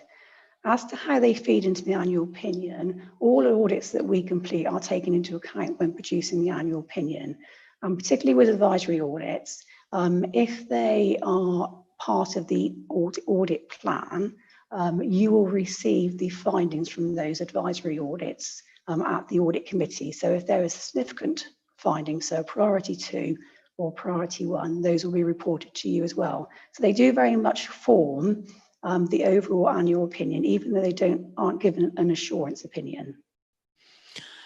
Okay, so given that, so advisory audits then, from what I can gather, then almost equally important as your substantive opinion audits, because we're targeting areas where potentially may have high risk. So from that perspective, it's important, but then you indicate that we should be closely monitoring the number that we're doing. So I guess I wanted to get a better idea of sort of where you think the amount of advisory audits, how many we should be doing in a year, and also this may be a request or a recommendation, I'm not quite sure, but if I look at our current plan that has been presented to the committee, it doesn't outline, it tells me the audits, but doesn't necessarily outline whether they have an associated opinion with them, for example, whether they're an operational audit, governance audit, key audit, IT audit, grants, or other reviews. So if we were to closely monitor it going forwards, I would be interested to see how our current plan going forwards is broken down, so we can see that assessment and monitor it more closely. Yes, so in relation to the plan moving forward, all the audits that are included in the plan would normally provide an internal audit opinion for the audit area reviewed. Obviously, if it's a grant determination, then we do a grant determination letter, so they wouldn't be an audit opinion because we've provided a grant determination letter. But in relation to the other audits that are in the plan, they would normally return an audit opinion. At the outset of each audit, we obviously look at the scope of the audit, and at that stage, it may be that the auditee is saying that I know there are some weaknesses here, but we really need to understand what those are, and would it be more beneficial for us to have it with an advisory opinion? And I think last year there were quite a lot of those audits. It is a case of trying to monitor it throughout the year. The reason I put it into my report is because I'm conscious that there has been a significant increase in advisory audits, and we need to be conscious careful whether we should actually be doing it as an advisory audit or giving it an actual audit opinion. I can't give you a definitive number of what would be an acceptable level of advisory audits, but what we don't want to discourage is officers coming to us, officers coming to us where they perceive a risk, wanting us to do a piece of work. We certainly would not want to discourage that. And from an audit committee perspective, we would then be expecting an audit opinion on all the audits in our audit plan. But from a process perspective, we wouldn't know that that had been changed to an advisory audit until you actually report the findings. Is that?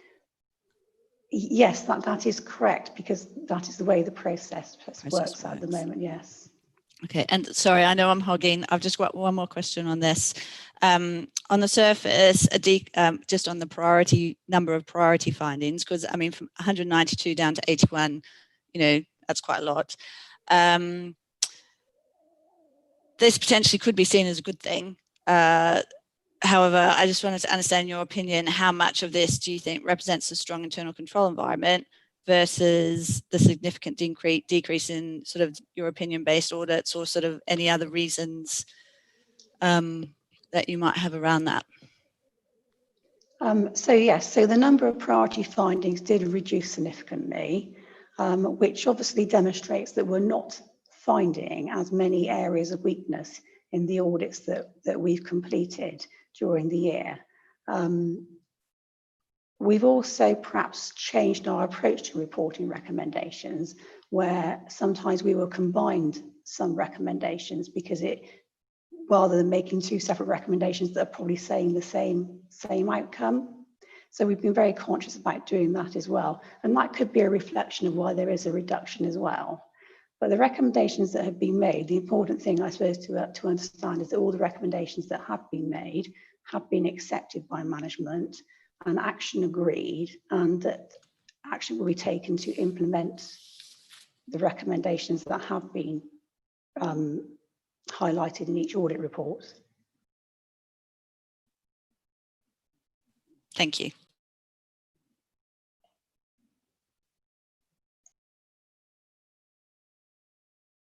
I muted myself. Thank you for that. Councillor Watson. Thank you, Chair, and thank you to Councillor Balderson, because she's actually picked up a couple of my points that I wanted to raise as well. Can I just ask, and just to check for my own learning, because unfortunately I don't have the same skill set as Councillor Balderson, who has a lot more knowledge on audit than myself. In terms, so the advisory audits are when the senior team pull you in to, when they see a perceived risk. But with the assurance audits, are they those that you carry out as part of a protocol, Mrs. Godin?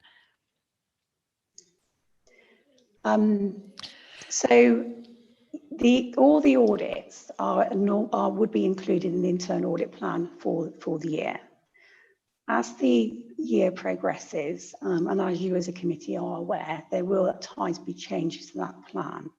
And the changes to the plan could be because we've been asked to look at a particular area, which the officer responsible for that area excuse me, feels as though it would benefit from an internal audit. At that point, where there would be discussion as to whether we would be giving an audit opinion or an advisory audit, so that it might change during the year. But in principle, all the audits that are in the plan at the beginning of the year, we would intend to give an audit opinion for. So does that answer your question? I'm not sure it does. It does, and I'm still learning about the language, because it's like learning a whole new language. And I suppose my underpinning point is that the quality of the audit, I suppose, is down, well, the number of audits is down to the critical thinking of the management team too, isn't it? So if you've got critical thinking, how good you are at looking at critical thinking, then you might perceive more risk than those. Yeah. So that's a key point I kind of wanted to say, is that it's the number of audits are all down to the experience and also that measure of critical thinking. But can I ask then, is that the reasonable and substantial assurance decreased from 54% to 39.5%, and why was that? What was that? Where's the decrease from? So the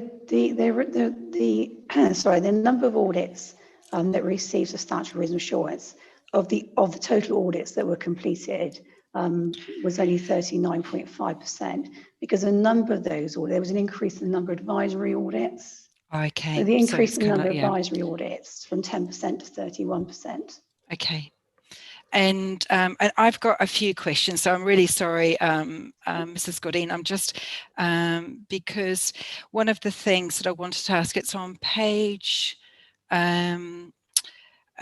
67, page 69, about the control environment and about members' expenses. And I just had a query about the control measures around members' expenses. And it was just around, could you explain about the members, about the audit around members' expenses? What does that entail? All right, so yes, I see which page you're on, page 69. Yes. Yes, so the audit around members' expenses reviewed well, as it says, really, members' expenses. So it looked at the expenses that members could claim, allowances that members can claim, and also paid, and also the car allowances, so car expenses, vehicle expenses, motor expenses that members can claim as well. So the audit reviewed the controls around that process. There were a number of findings from that audit, which have been reported to the committee in a previous progress report. Can't remember exactly all the findings at this point in time, but I would be happy to share those findings with you if that would be helpful. Yeah, I think it, and also in terms of like transparency and accountability for the public, I think that would be, for me as a member of the group, it would be handy, would be very, very good, because I think that it demonstrates that transparency really. My other point is around this next one on page 69, which is around the home point and about the priority 1 and priority 2. So page 69 and into 70. And I was because I've just recently become cabinet support for health and wellbeing, and looked after children is going to be part of my portfolio. I'm just wondering about the implications actually of the decisions that were taken by cabinet in 2018. Are they having an impact on the implications of housing for young people, and looking at like for Home Point and Home Hunt, is that why we have to house so many children outside of our county? The Home Point audit was looking at the award of the contract for the new Home Point system. And the recommendations that came out of that were around, there was a change to the preferred provider, or a change to the system that was going to be used. And obviously there were some governance processes that we felt were not followed. So those were highlighted in the report. I'm not sure that I can answer your second question in relation to the impact on those looking for houses or children. I think you said children being looked after. That may be a question that will need to go to the Director of Adults and Communities. Yeah, if I can jump in and proffer some kind of explanation, the Home Point it deals with people seeking what would in the old days be termed council housing. In other words, where they would be put on a council housing list, should the thing still exist. All the council housing is now looked after by trusts, so they are autonomous bodies with their own methodology of allocating housing. So the Home Point was a system by which they could display what housing was available, and by which our officers could suggest allocations of housings for the housing associations to deliver housing.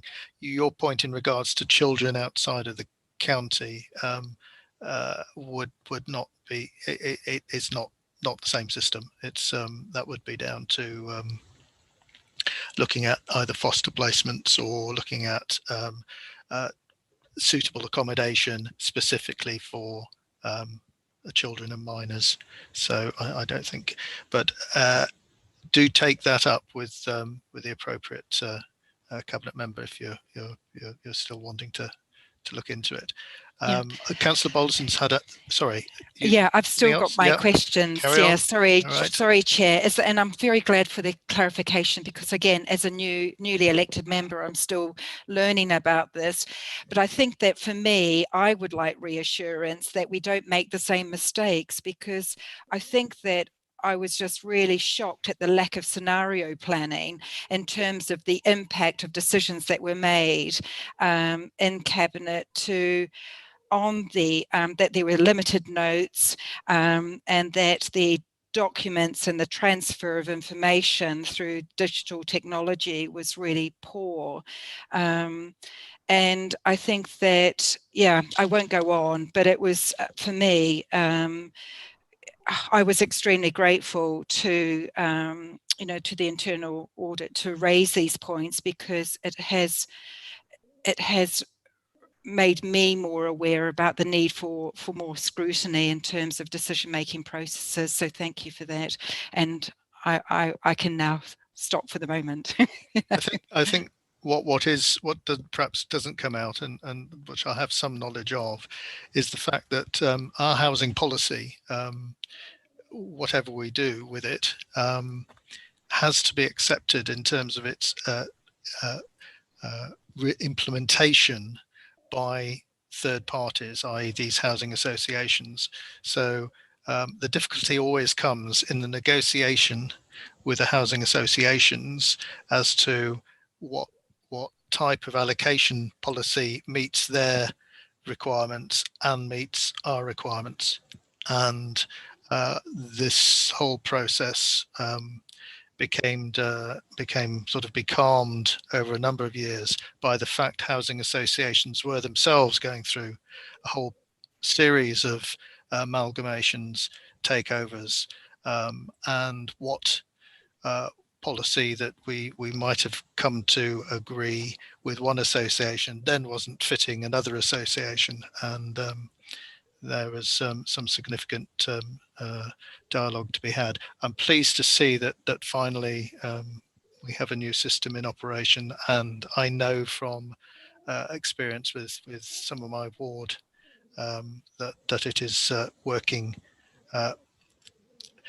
in a better way than previous systems. I'm going to leap to Councillor Balderson, and then I'm going to try and Councillor Jim's put his hand up, and then I'm going to try and draw this discussion on this item to an end. Councillor Balderson. Thanks, Chair. I just got one last question on this value advisory audits, and then I've got some questions on the performance targets that you've got on page 14. Because could I have just some thought? We're looking to make recommendations, so if there's any recommendations you want to deliver, can we think about those as well? Yep.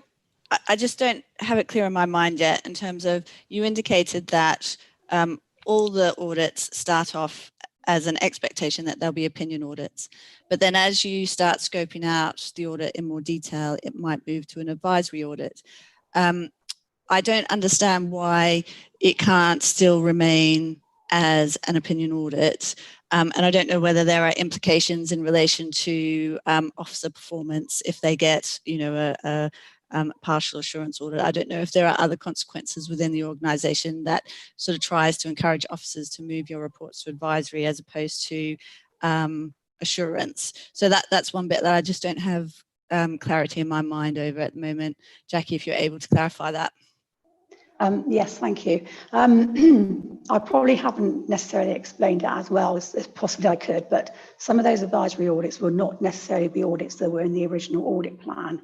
So it could be, as you know, we bring new changes to the plan as part of our progress reports. So it could be where somebody's identified a potential risk area or potential concern around the control environment, and they ask internal audit to do a piece of work on that, because they're already aware that there are some risk and probably potential weaknesses there.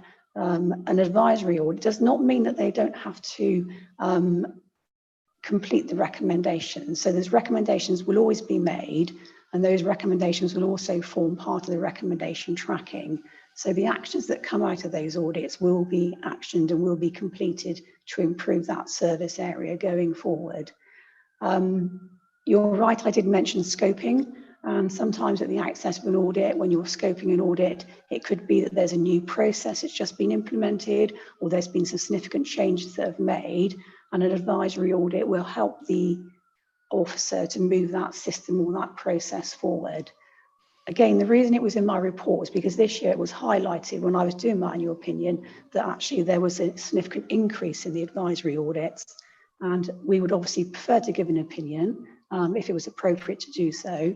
But as I said, what we don't want to do is also discourage officers from asking for a piece of work will help their service area move forward. But what I don't understand is if, say, for example, if I look at, I don't know, the first on the list is, given that there's public interest, South Wye Transport Package Phase 1 governance. So that was listed as an advisory audit with 7 recommendations. So I don't understand if that may have been, I don't know,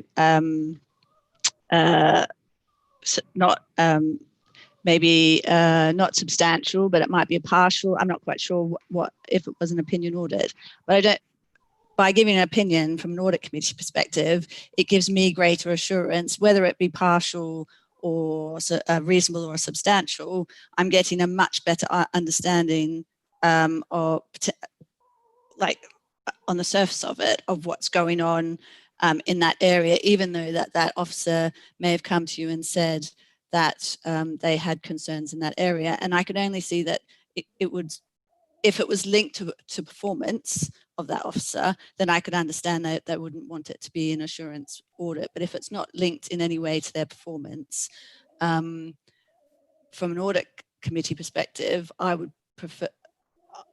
Am I wrong in assuming that if it had some sort of opinion associated to it, it would give me a greater assurance over that, how that area has been managed?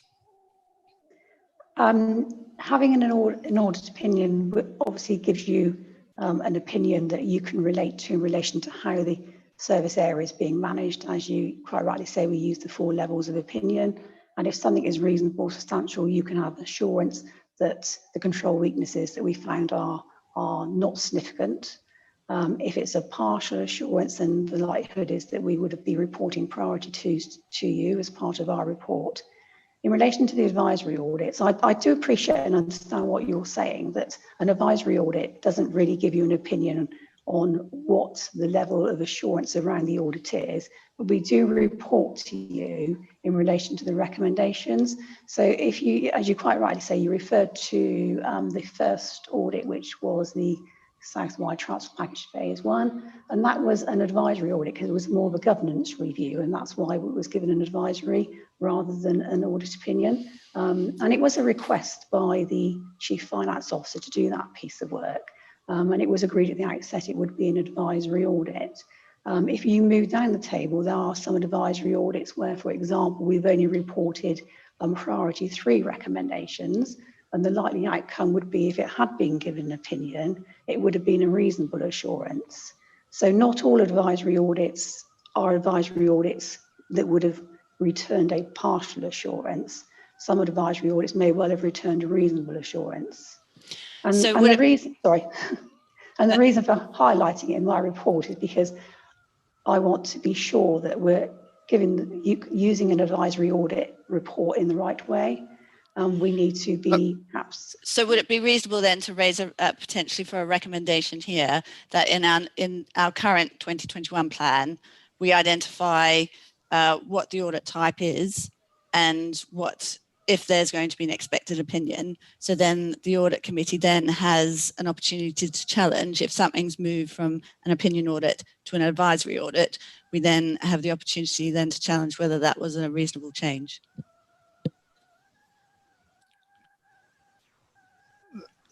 I'm conscious of time, Councillor Shaw. Yeah, that could be a recommendation, but I think we'd have to say whether we could, looking at Andrew really, can we alter the, can we chop and change the 2021 work plan for internal audit in that way at this time? Or are we really saying 21, 22, we'd want this?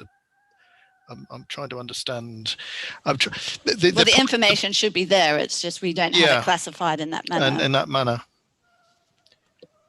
But I'll leave it to Andrew. Well, perhaps Andrew and I could look at that as to and talk to Mrs. Gooding as to whether that's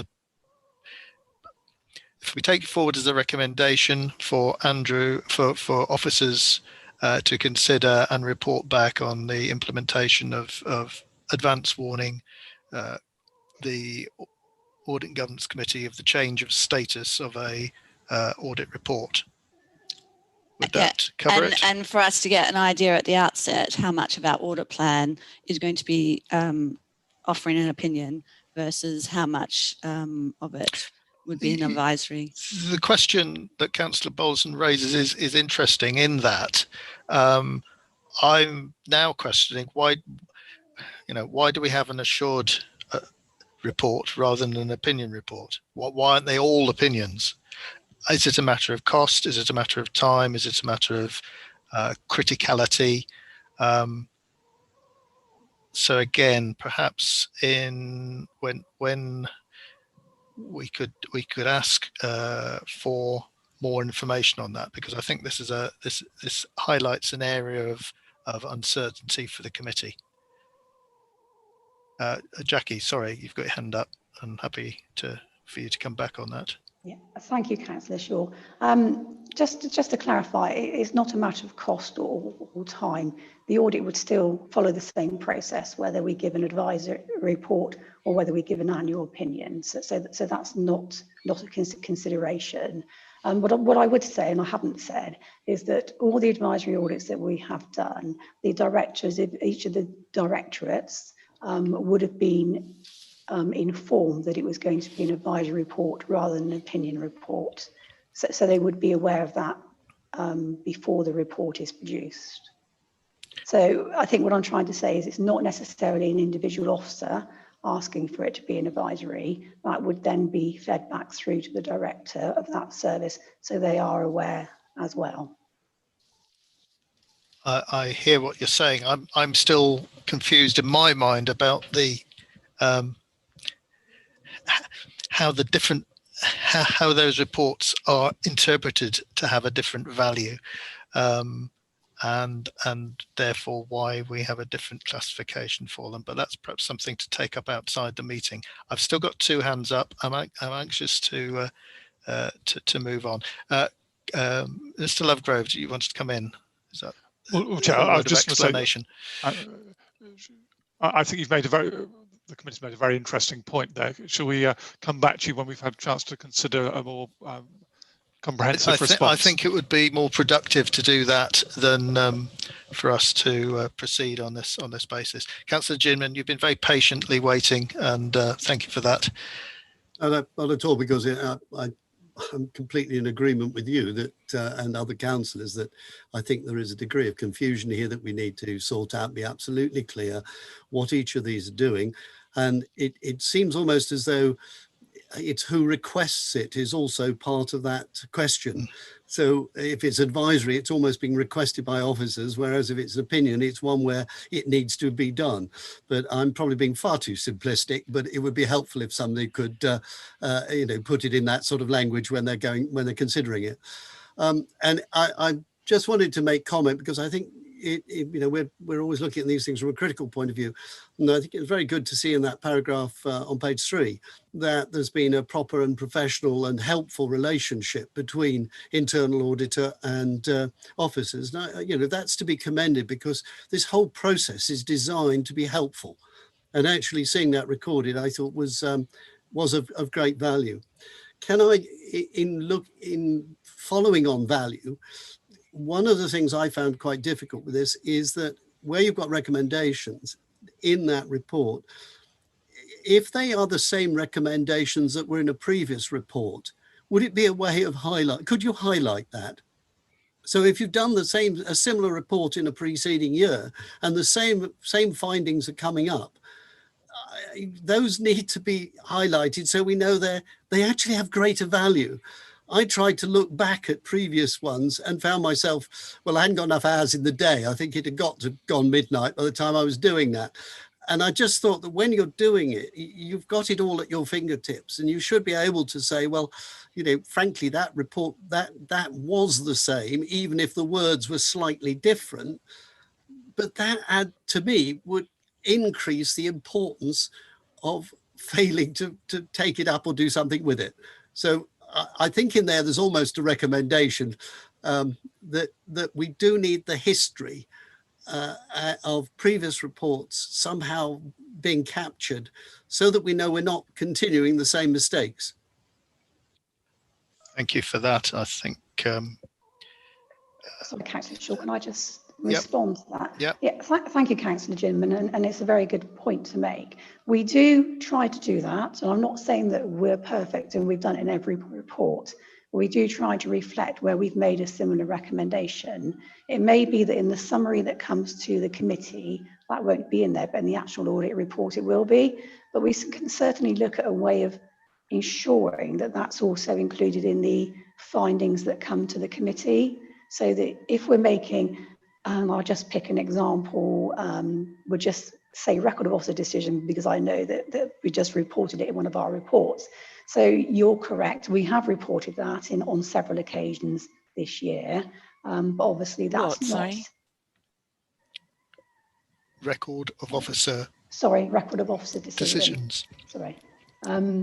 So if it's a very good point to make, and certainly we can look at doing that in our reports moving forward, so that we can provide you with a summary where we're making a recommendation that's coming to the committee that reflects on other similar recommendations that have been made, or we can certainly tell you the reports that those recommendations have been made in. Would that be helpful moving forward?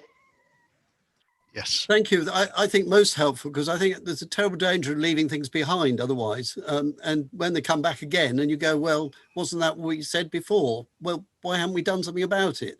So, I mean, obviously we're trying to seek to find where there are problems, and then officers are hopefully closing them off. If it doesn't happen, we want to know why they're not closing them off, or somebody should be asking that question. Right.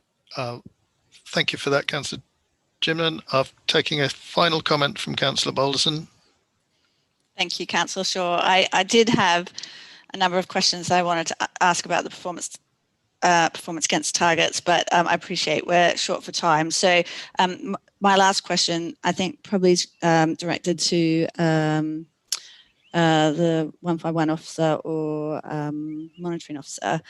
In our constitution 3.5.10c, it indicates that as a committee we should be considering reports dealing with the management performance of the providers of internal audit services. So I just wanted to ask, given that we've got these performance targets on page 14 and sort of the other details within this report, would you, and the reports that we received over the last 12 months culminating in this opinion, do you think that is sufficient to satisfy this part of the Constitution? I'm happy to answer that, Chair. That part of the Constitution actually is an additional requirement, which is usually when the service level agreement for swap is to be considered, and then you undertake a review of the services as a whole. I'm not sure whether that's scheduled currently, Caroline, in the work plan for this committee. It's not an annual review, is it? It's not currently scheduled, but if somebody could let me know when that is due to take place, I can make sure there's a note on the work programme to put it in for the relevant year in question. So that's certainly a recommendation, I think, Caroline, for us to record, because we're looking at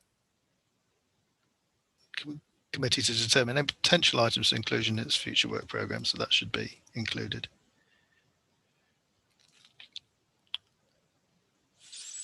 Thank you. Councillor Balderson, I appreciate that I was trying to truncate discussion because we have other items on the agenda, but I don't want to, this is an important area. If there are other questions you want to raise that you think are pertinent. Well, really, it was only two questions around the actual performance targets. Because let's deal with those then. Okay. Then we're and then it's done. Done. Because I thought it was great to see on page 14 or page 76 of the pack, 98.8% for feedback, which is great. What I was interested in understanding, though, was out of the roughly 60 audits that were performed for the year, from how many audits did you receive the feedback to make up that 98.8%? Because it is just interesting to see how much officers, I mean, that does give me a bit of an idea of sort of acceptance within the organisation, and how much officers actually value it.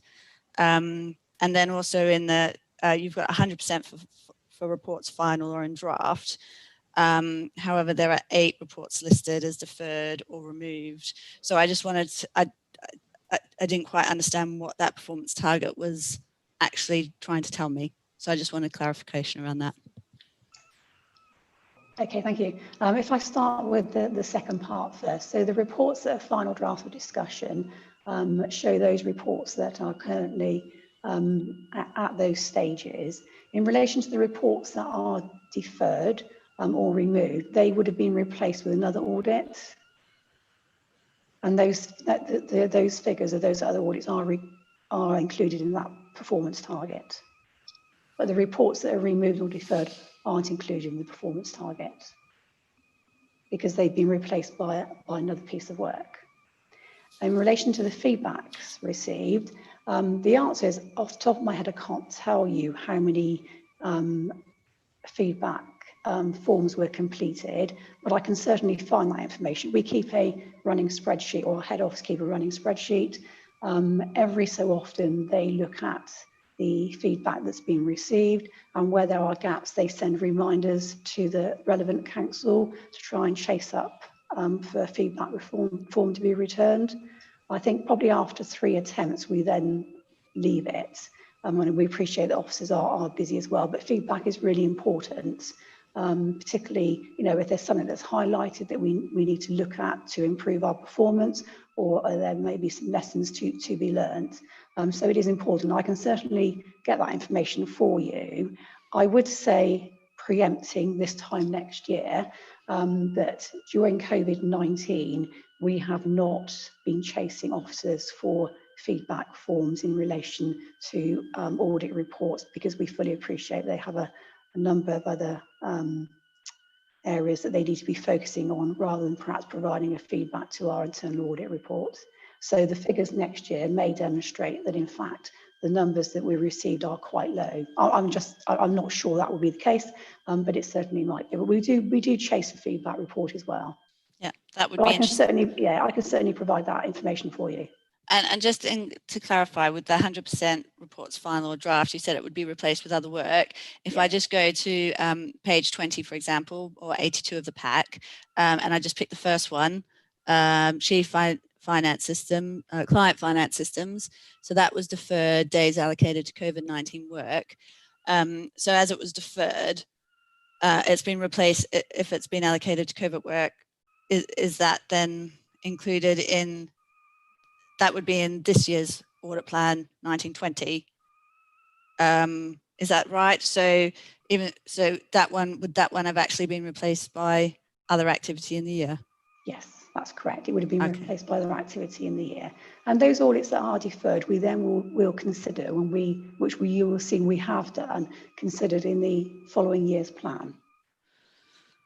Okay. So we don't lose sight of them. They don't just sort of disappear. They will be part of the forward planning for the next year's internal audit plan. Okay, because I find it slightly misleading in terms of 100% of reports. Yet that these are the only 2 statistics, I guess, that we're getting on performance. But there are probably some other statistics that might be useful, but we might save that to when we review everything, when we look at the service level agreement, given time that we have today. So I'll just leave it at that. Thank you. Thank you, Councillor Bolton. So can we now move to the vote on recommendations? Caroline, are we ready with our poll? I think we had one recommendation that I certainly picked up. Chair, I have 5 recommendations. Would it be helpful if I shared my screen? I think it would be very helpful. Just bear with me one moment. If you share your screen, then we can decide whether we want to take a single vote on accepting all 5 recommendations.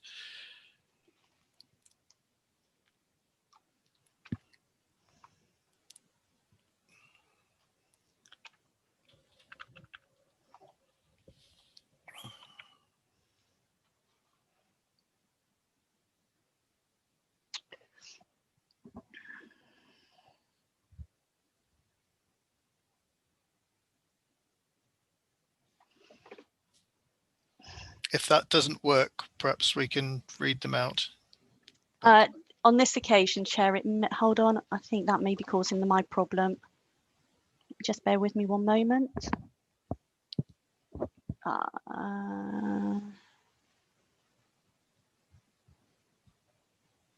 Chair, could I read them out? I seem to be experiencing some technical difficulty. That's fine, yep.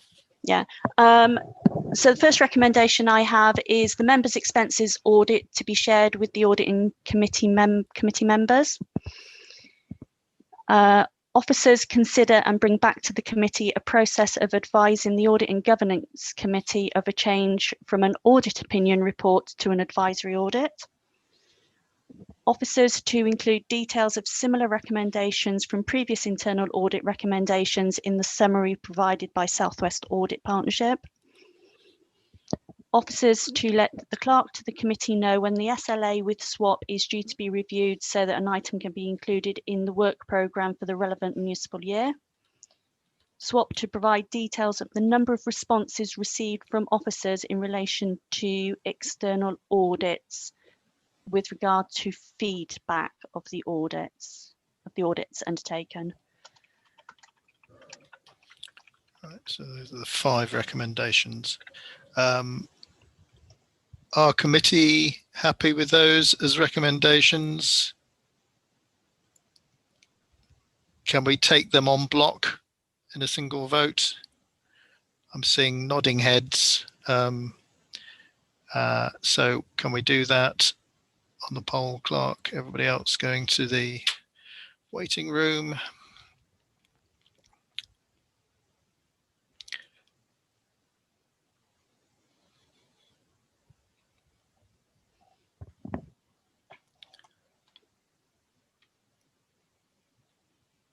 There are 7 members eligible to vote and they may vote now.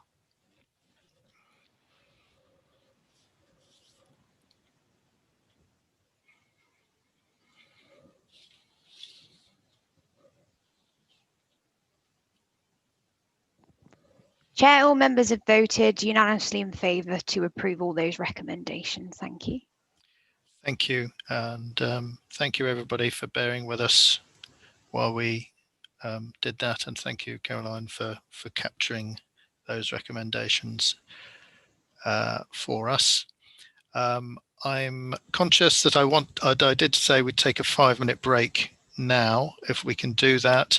If we leave our connection to the meeting open, just perhaps muting ourselves and stopping our videos, and then if we are back at I'm going to say 10 to 1, hopefully that's time for a kettle to boil and a cup of tea to be made. What I will say when I come back is that I'm going to take item 10. I'm going to then with committee agreement, because we've got some independent members who have been very patiently waiting, I'm sure, not necessarily to see the whole of our agenda, but to hear the annual report on code of conduct. So I'm going to go item 10, item 12, an internal audit plan.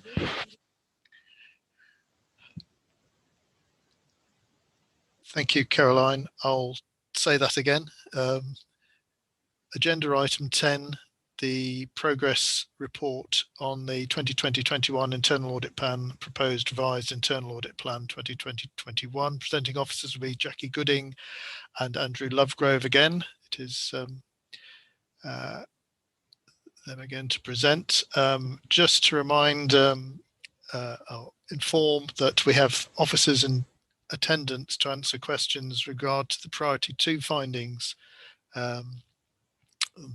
that are in this report to deal with procurement card, Sam Birch, the corporate finance manager, to deal with the commissioning and value for money, Balfour Beatty Living Places contract, Clive Hall, the acting expert advisor, special engineering projects, and John Manterfield, the commissioning and contract manager. For those who aren't aware, the purpose of this item on the agenda is to update members on the progress of internal audit work, bring their attention to any key internal control issues arising from work recently completed, to enable the committee to monitor performance of the internal audit team against the approved plan, to assure the committee that action is being taken on risk-related issues identified by internal audit, and this is monitored by acceptance by management of audit recommendations and progress updates in implementing the agreed action plans. In addition, audit recommendations not accepted by management are reviewed, and progress to an appropriate recommendation to Cabinet if it is considered that the course of action proposed by the management represents a risk in terms of the effectiveness or of compliance with the Council's control environment. The proposed revised Internal Audit Plan 2021 to be assured that the level and range of activity within the proposed revised annual Internal Audit Plan is sufficient to provide assurance over the Council's corporate governance arrangements and provides appropriate coverage of key business activities, associated risks and risk management processes. And at the end of this discussion, I think we have 3 recommendations on our report to cover, and those are on page 86 of our report. So if I can hand over to Jackie again, front and centre, I suppose, on today. Thank you, Councillor Shaw. If the committee are comfortable with the approach, I would like to do the internal audit progress report first, and then take any questions that there may be, or questions to officers that may come out of that, and then go on to the revised internal audit plan after that. Would that be appropriate? That's fine. Yep. Okay. So the progress report for 2021, as at the 21st of August, gives the detail of the audits completed to date. So since my last update, 3 audits have been completed, 2 audits are at report stage, and there are 9 audits in progress. An additional audit, commissioning of value for money, BPLP, to the 2021 audit plan has also been completed. The 3 audits completed are NMITE project grant funding schemes, small business grant funding, retail, hospitality and leisure grant fund. Both those are advisory audits, and procurement cards, which returned a limited assurance. The additional work, commissioning of value for money, also returned a limited assurance. For procurement cards, there were 5 priority 3 findings and 1 priority 2 finding. The priority 2 finding, which is detailed on page 94 of the report, relates to a finding around receipts of purchases which are not always retained, details the purchase not always being recorded, and purchases are not always being made within procurement card policy guidelines. The commissioning of value for money, BPLP report, returned 3 priority 3 findings and 2 priority 2 findings. The background to the audit and the effective controls found by the auditor are detailed on page 95 of the report. The priority 2 findings related to the planned review and decision around the possible contract extension, which was due to commence on the 1st of April 2020. This has not yet happened and should be progressed. And the commissioning works under annexes 15 or 16, the mechanisms that demonstrate the client's decision to commission works and services through the public realm contract is one that represents best value and are not documented. Recommendations made against the findings have been accepted by management with target dates of September and December 2020. Page 99 of the report outlines the added value work that's been completed, and pages 100 and 101 are the summary of the audit opinions and recommended priorities to date. And on page 102 of the report, I have outlined changes that have been made to the audit plan since my last update. Happy to take questions on the progress report, Chair.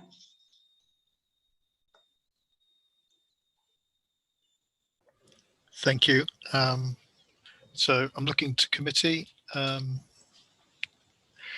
Councillor Balderson.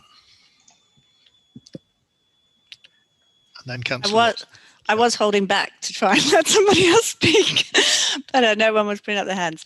So my first question is in relation to page 4 of your report, or 94 of the pack, on procurement cards. I can see that the priority 2 finding has a number of control weaknesses, and the action is to send out a reminder email to people to ensure that they're following the rules. I'm not entirely convinced that this activity will significantly improve the control environment and stop the control weaknesses from happening again. So I'd like to better understand why you believe this response is the best course of action to mitigate the risks, and a more robust mitigation could not be found. Thank you, Councillor Balderson. So the response was obviously from the corporate finance manager. All card holders have a responsibility to ensure they comply with the procurement card policy. And so a reminder around that would certainly help with this moving forward. The team that oversee the use of procurement cards do make checks themselves, so that there is a checking process as well in place. I don't know whether the officer that's in attendance might want to add to that. Yes, we've already sent out the email to all the card holders. We've obviously got 130 card holders at the moment, so we felt that email was the most appropriate method to contact them. So we've reminded them of the policy and that they need to comply with that. And we've also set up a SharePoint site where they can upload their receipts now, so that we can keep a monitor, ensure that officers are obtaining and retaining them on the SharePoint site. So there are other controls in place other than just sending the email out. There are post controls in place where members of the team are checking and doing their own spot check testing to ensure that each element is being complied with. Is that what I'm understanding? Yes, that's right. Yeah, we obviously get a statement monthly, so we're obviously monitoring that the officers are coding their transactions, and we're chasing them to do that. So is that action happening before the audit, or is that something that's happened as a result of the audit? We've always monitored the spend, but not so much the receipts. We've always relied on officers to be responsible for keeping the receipts themselves. But following the audit that identified there was some issue with retention, part of which I think was due to COVID, like working from home. So some officers said that their receipts were held in offices. But we felt the SharePoint site was probably easier to use going forward, them to upload and make sure they save on the site. Thank you. Is there a process then in place for what one might term persistent offenders? Is there the danger, or I can appreciate the card provides a mechanism for the officer to carry out their duty as sort of prescribed by their job, but if they're not performing the audit path that we require them to perform, how's that? Is that an HR issue, or I mean, are there alternative ways that the officer is forced to claim the sums back at a later date, or how is that dealt with? Yeah, so we've been monitoring them, and I think the advice from audit was to monitor the receipts over a 3-month period for those that are persistent offenders, and obviously we would go down the HR route to take disciplinary action where necessary. I'm sorry to hog the microphone, but it's my prerogative, I guess. There wasn't any. I didn't feel any comprehension of what sums were involved here. I mean, are we talking about the lack of a receipt for £1.47, or are we talking about the lack of a receipt for £147? I mean, I don't have a degree of the quantum of the risk might help. Yeah, they're all low value purchases. The maximum that anyone could spend per month is £15,000, and we've also got a single credit purchase of £5,000, so no purchases over £5,000. But they tend to be about low value. I think the average statement per month is probably about 20,000, 30,000 per month spent. Over 130 cards. Right, and presumably those values have been dim distant memory, but they're agreed through the 151 officer and the financial control system to be appropriate for the level of spend open to these officers. Yes, that's right. Yeah, that's right. And any unanticipated or out of the ordinary spend would be checked. Mm-hmm. Yeah. Okay. Thank you. Councillor Watson, thank you for being patient with me. Right. Thank you, Councillor Shaw, Chair. And some of my points have already been raised and picked up. I think for me, what's really come through the SWOP report is, and it keeps coming up about this value for money on quite a few of the priority 2 issues, is about follow up and follow through and accountability. It's like following through the whole,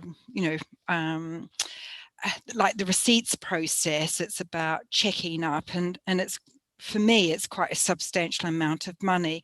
Is this a training issue in terms of, is it about training this kind of like critical thinking around financing and our accountability? Because it's just that it's our record keeping that keeps coming up and demonstrating value for money. So I suppose my real question is that, are all senior officers and officers trained in financial accountability or financial critical thinking? I don't know quite the words.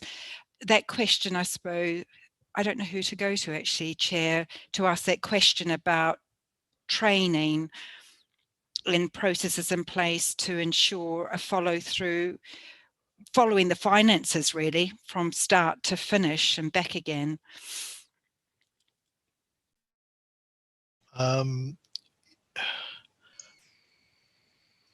Andrew, would you be able to comment on that? Because it's I mean, I'm sort of lumbering you with all financial processes.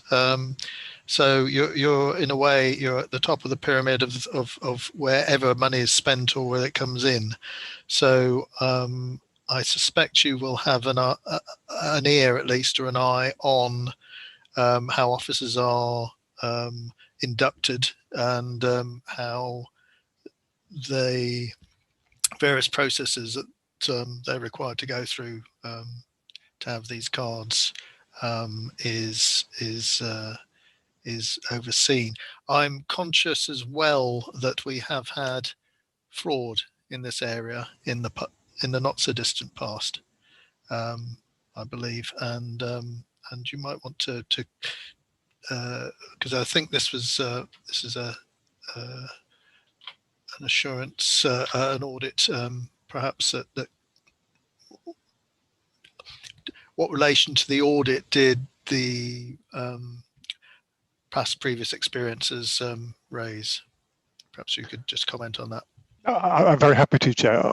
And this is the 4th organisation that I've introduced payment cards into on there. We don't give them to senior managers for a number of reasons, but we pay senior managers to manage, not to handle lower value transactions. We have delegations within the system in there. And just to add to if we have somebody who is a persistent offender or needs help to be educated, we will intervene, and as Sam has said, we monitor that. I tend to find that a gentle word to their managers saying that if they don't improve, then we will deactivate their card tends to improve the behaviour quite markedly. But that is a process that we will use on these arrangements. In terms of the wider question of making sure that people are financially astute and literate, we ensure that our managers who manage budgets are appropriately skilled, and we have a lot of intervention with those managers from the finance team to make sure they can do their forecasting, understand the dynamics of what it takes to manage a budget in a complex arrangement. In terms of the P card arrangements, again, we rely upon those managers to manage their staff, and at the end of the day, if we place great reliance on staff to do the right thing, we make sure that we provide as much guidance as we can to ensure they are aware what's the right thing, and then we have checks and balances as we've described here to make sure people are doing the right thing. But the one thing we have to accept, there may be potential for fraud in that. We can't check every single transaction, but we have processes to monitor those and to make sure that we're on top of things.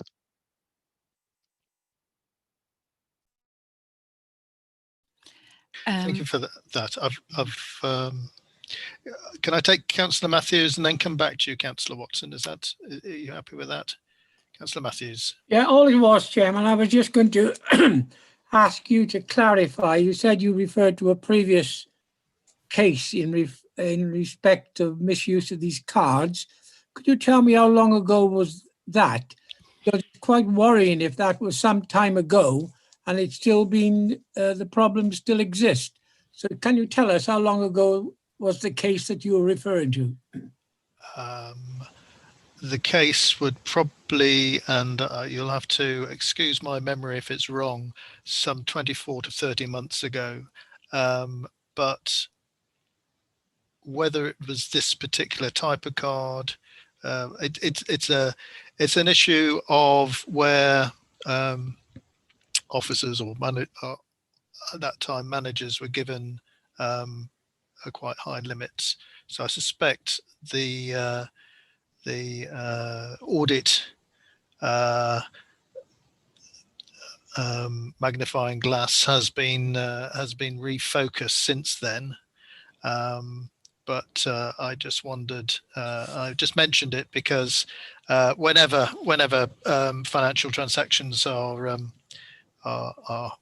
incurred, as it were, in the wider world, we do have instances where we have issues of fraudulent use, and I just wanted to give the 151 officer an opportunity to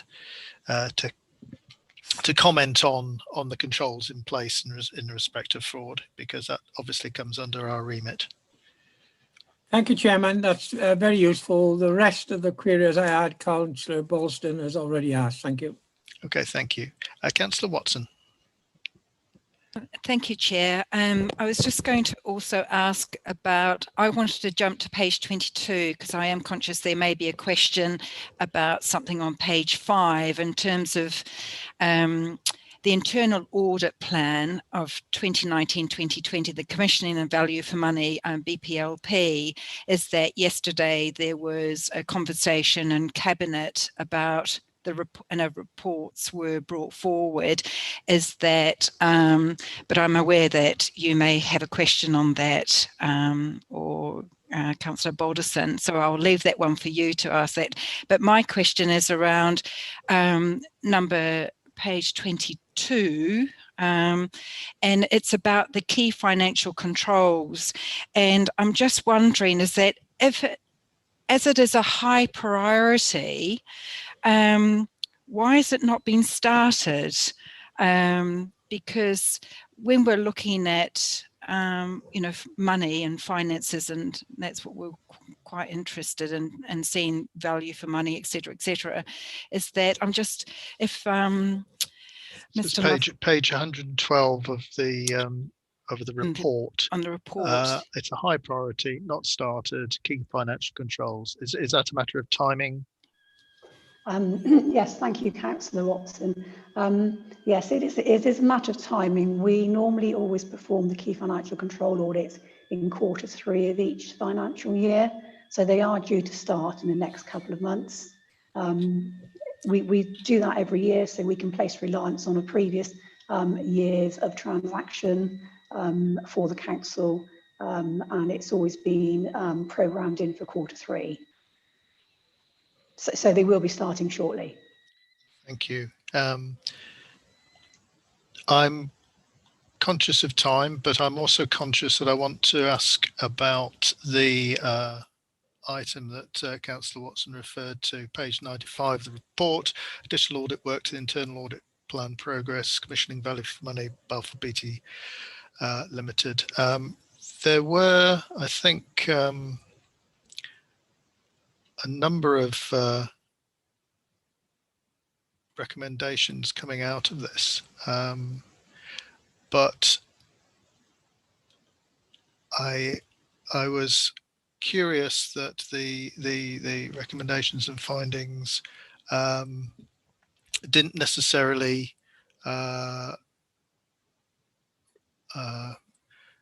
correlate on a sort of a one-to-one match with the findings of the external consultants report that went to Cabinet yesterday. I don't know whether Jack has had an opportunity to see that external report, which came up with 5 recommendations. I'm sure she wouldn't. Well, I'm putting words into her mouth. What does she think of the recommendations? If she's seen the report, what does she think of the recommendations made to Cabinet? Certainly, would she be able to give the audit committee a view in future years, next year perhaps, on how those recommendations have been implemented? Because I think that should be added to our work programme. And it's sometimes difficult to determine the temper of a report of the type that goes to committee to Cabinet, but I felt that some of the points were made quite strongly, and does she feel that if she's seen the report, there's that get out of jail card if you haven't, that you would agree with the way that they were made? And perhaps I know we've got Clive Hall here. He might want to comment on both the report that the internal audits provided here for the committee and the comments made to Cabinet, in relation to the comments made to Cabinet. Thank you, Councillor Shaw.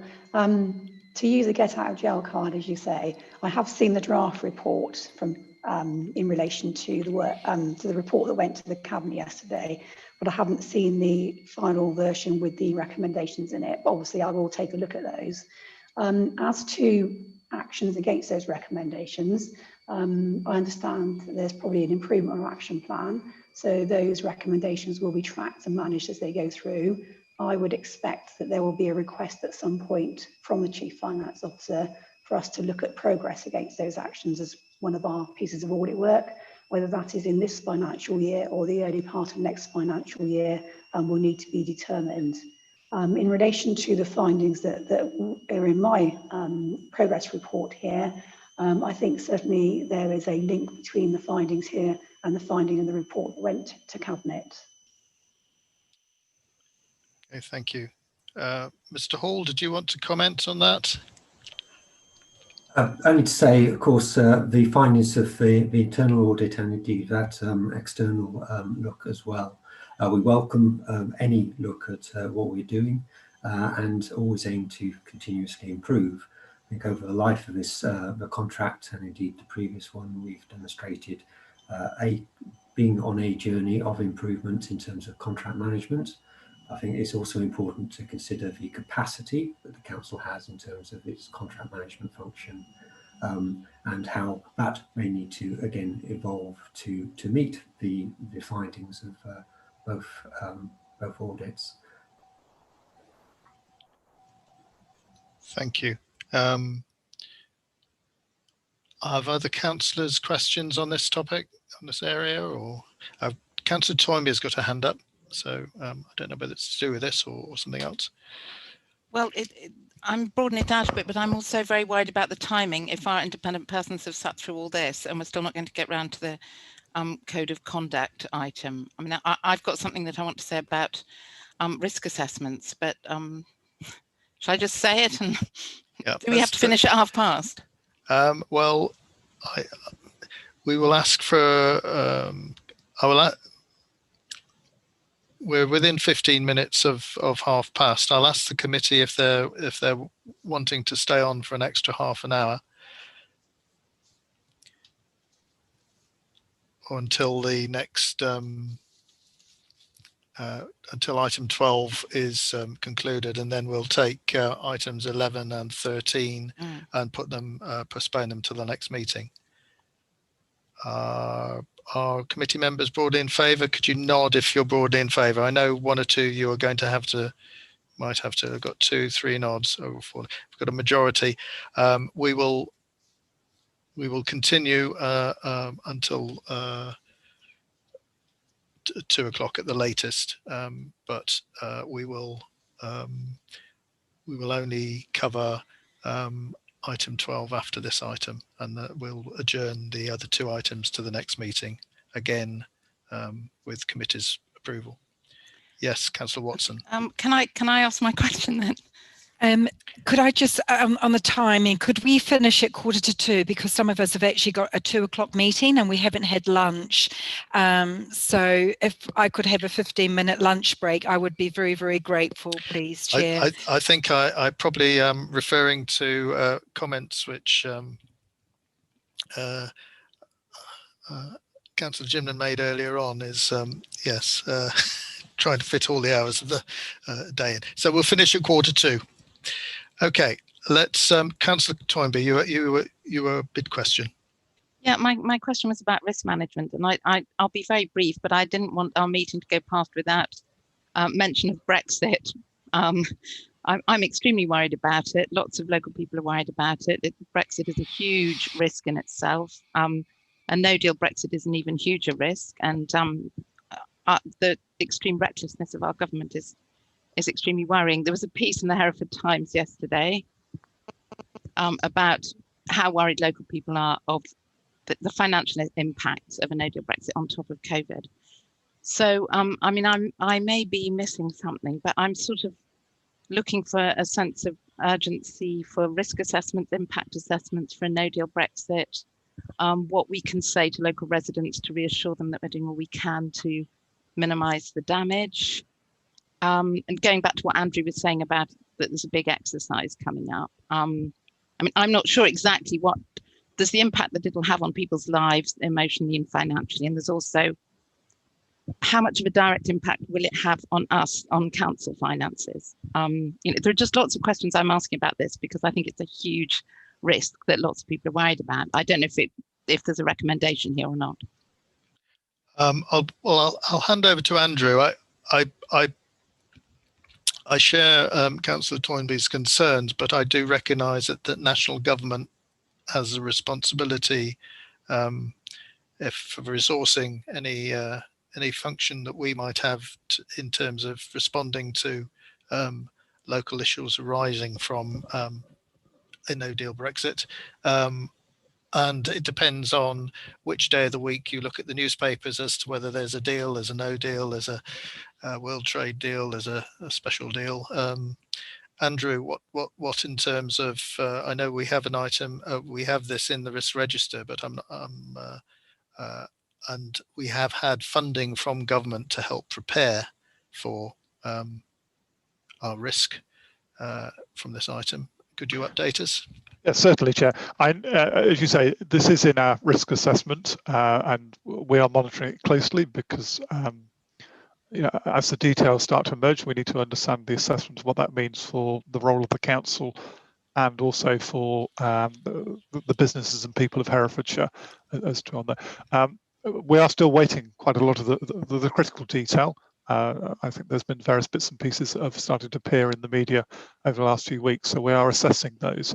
So it is very much keeping a very close eye on the detail as it emerges. I think risk assessments, it will be on, I think, on your next agenda, and we'll have a look in the work programme. So we'll make sure that that's a substantive item in that paper so that you can see the progress and have a look at that. I'm not sure it's in the internal audit programme, which is the item we're on at the moment, but I think if we can, when we have the conversation about the work programme, pick it up in that item. I thank you for that.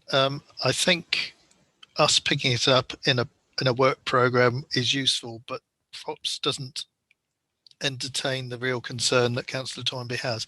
I'm wondering if we could, and I'm looking here at Claire and Caroline, whether we could ask that Cabinet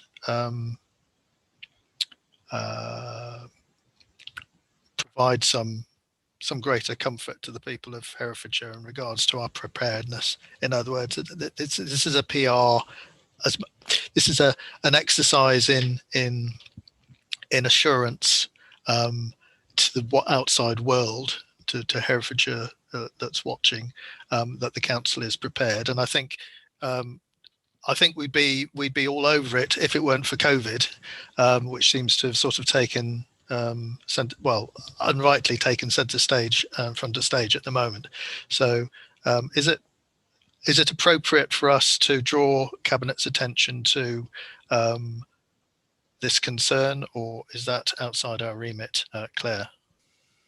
Thank you, Chair. Yes, you can raise it with Cabinet, but I wonder whether actually scrutiny might be the better place for this to go, to actually have a real look at it and what are the issues and are we prepared? Right. So it's general scrutiny. Yes. Yeah. Okay. Yeah. Time's pressing us. Time will press this piece of work as well, because December the 31st ain't that far away, and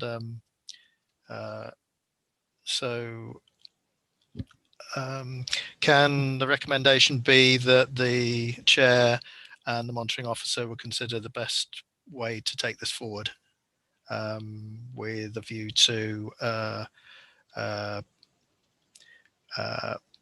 think both contacting general scrutiny and, if necessary, a comment to the chief executive that it's a matter that's been discussed today and raised. Is that appropriate? Yep. Thank you. Caroline, if you can capture that in some way or other. I've got Councillor Toynbee with her hand still raised, and then Councillor Balderson. Yes, thank you. I'll just come back very briefly to say thank you. It is extremely urgent, and we as members need to be able to have an answer to our residents who say to us, what are you doing? I know a lot of it is out of our hands, but we still need to be able to answer what can the council do? What is it doing? Thank you. Councillor Balderson. Thank you, Chair. Just one, as probably more a recommendation than necessarily a question, because I'd like to potentially read the internal audit report on commissioning and value for money in a bit more detail, because although Jackie, you've indicated that there are some similarities, I still think that there are a number of deficiencies in the report that went to Cabinet yesterday that and significant deficiencies that weren't necessarily captured in yours, and I imagine it all comes down to scoping and the activities that you were doing versus what the external audit was doing. So if possible, I would like to see a copy of the detailed report just so I can satisfy some of my questions around that. Thank you. Mr. Lovegrove. Thank you, Chair. I'm very happy for the report to be shared. I think we just need to remind ourselves that the Cabinet were looking at a performance item yesterday, and as I think we've mentioned, they've agreed to have an improvement plan prepared and progress reported back to them. It wasn't an audit, it wasn't an inspection, it was an opinion about performance, but we are talking about the same contractual relationships. I recognise there are similarities. I think, as we've discussed earlier, you may want to consider as a committee looking at how we assure ourselves, and we assure this committee, that those improvement plan activities are delivered and deliver the improvements. Thank you. Just one comment I'll make while we've got Mr. Hall here. The prior to finding on page 96 that the plan review and decision around the possible contract extension due to commence on the 1st of April hasn't yet commenced, and yet the decisions in terms of contractual decisions, I believe, in terms of the extension are due in November this year. This is an annual process. I'm presuming, again, if it's an annual process, there should be a stated way of carrying out the process. Is there any particular reason other than COVID that this has not happened? Yeah, it's an annual process in terms of the measuring the strategic performance obtained in the contract against the strategic indicators. But the contract sets out a series of relevant periods. This last relevant period was over 3 years. So the final year of that ended at the end of the last financial year. Of course, the process itself of awarding the contract extension or not needs to assess the performance up to that time. So the very earliest that formal exercise and decision can start to take place is the 1st of April. That has been delayed for reasons of COVID and resource, but it is underway now. Right, and it will be completed in an appropriate fashion by the November date, will it? Yes, that's correct. It will. Okay, thank you. Thank you. Any other questions on this item? Caroline, do we have some recommendations that we've garnered? I have 2 recommendations. The first one is that the chairperson and the monitoring officer consider asking General Scrutiny Committee to scrutinise the Council's preparedness for Brexit and to raise the matter with the Chief Executive. The second one is members of the committee be provided a copy of the commissioning and value for money internal audit in connection with Balfour BT Living Places. Thank you. The second recommendation will give us an opportunity to return to that, will it, if we determine to put it onto our work programme in future? Yes, it would, yeah. Chair. Thank you. Is everybody, sorry, is it John Manterfield? Is it John? Yeah, sorry. Put your hand up. I'm sorry, I don't know whether it was left up or whether it's... yeah, it's left up. I was going to comment on the back of Clive, but it's all answered now. Thank you, Chair. Okay, thank you. So sorry to confuse that. Right, so we've got 2 recommendations. Can we go through the polling procedure again and see if it works? Oh, sorry, Councillor Balderson, sorry. Chair, could I just check, are you going to be discussing the revised internal audit plan, because it would probably be better to do all of the recommendations right at the end of this item? You are at 1:30. I'm conscious of time.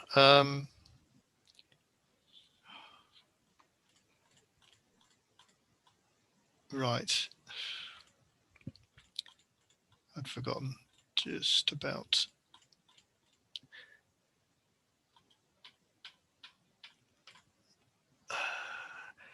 Could we postpone I'm now looking at committee here. Do we postpone the revised internal audit plan until the October meeting? Councillor Bolson, you wanted to speak on this. Is there items that? No, I'm not hearing you.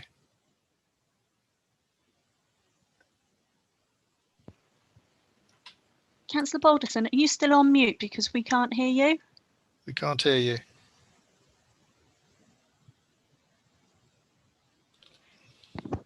Councillor Balderson, if you can hear us, are you able to take your headset out and put it back in, please? Can you hear me now? Yes. Yes. Yes. Yep. So I think Jackie, I had my hand raised because I wanted to raise that we hadn't talked about this section. But I think Jackie had previously mentioned that there weren't many changes, or there wasn't going to be much activity between now and our next meeting. So I think she was going to postpone her next. She suggested to postpone the next internal audit update.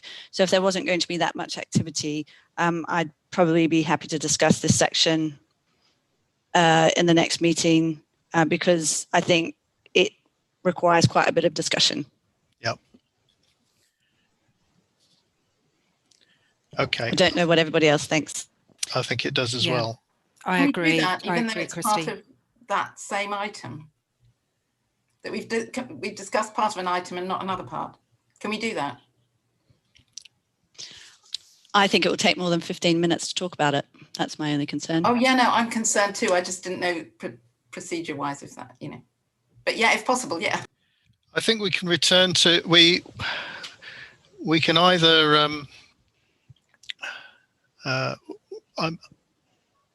I see no reason why we can't ask to return to an item that we've not sufficiently covered, an agenda item.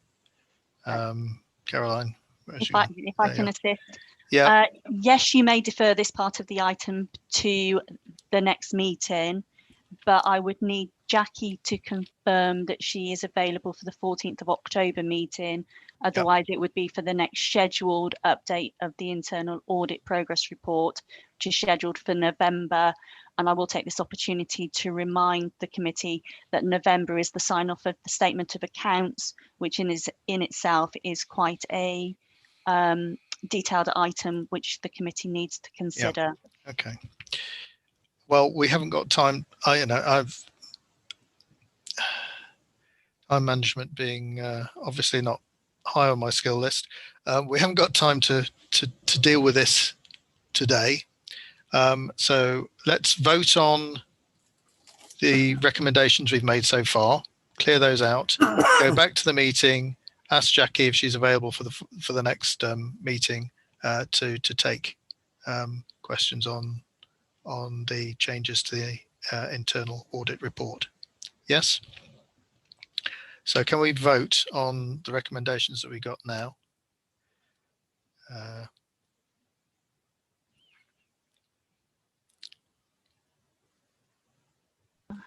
There are 7 members eligible to vote, and they may vote now.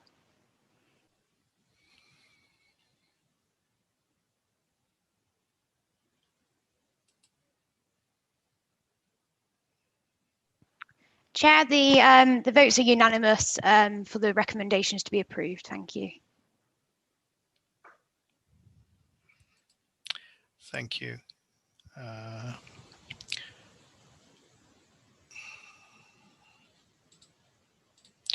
Thank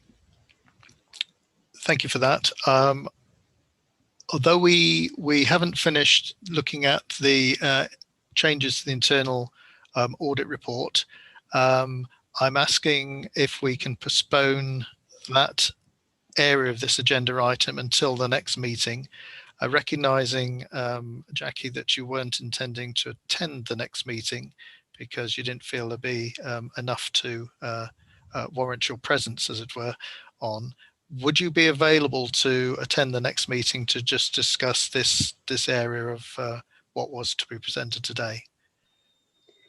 Yes, Chair, that will be fine. Obviously, it's important that we can get some agreement with the committee on the changes to the plan moving forward.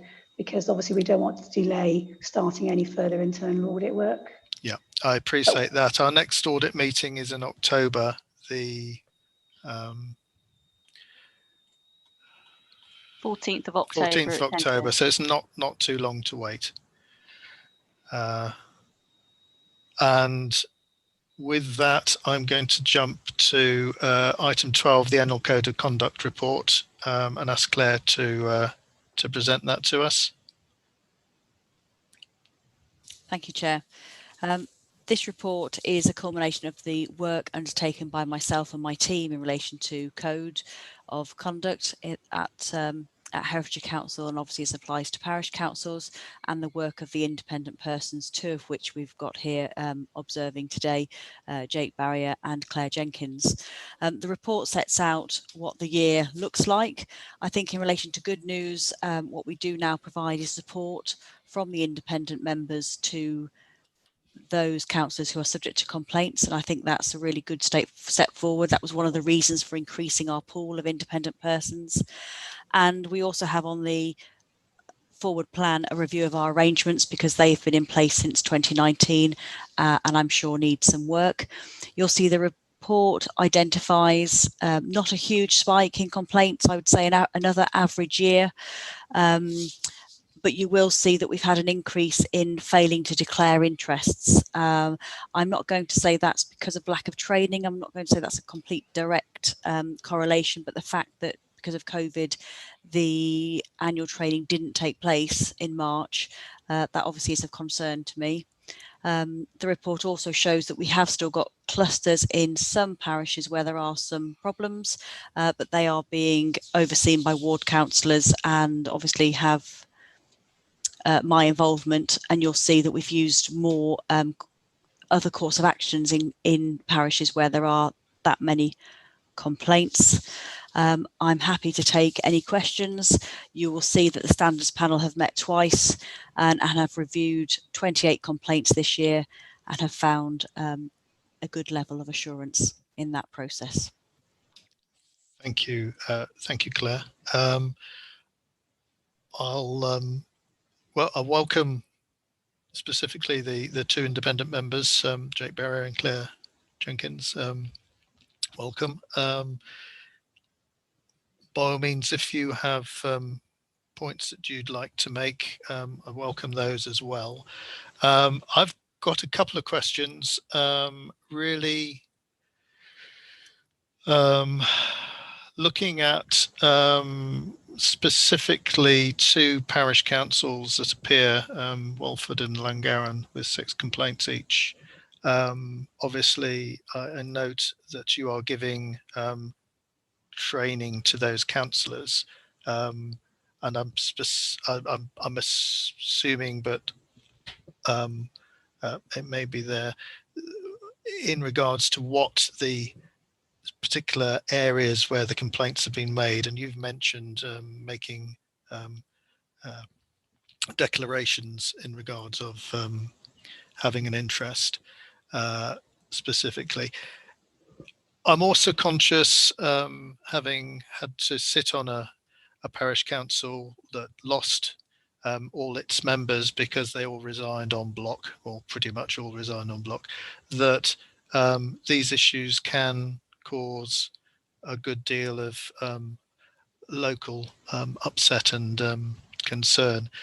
Do we record anywhere, or should we record anywhere, the number of resignations on parish councils, and use those also as some sort of temperature as to where things are going wrong, or is that going beyond our remit? I do keep a record of those, but not within code of conduct, but for election purposes, because obviously as the principal council, we have to step in if a parish council becomes inquirate.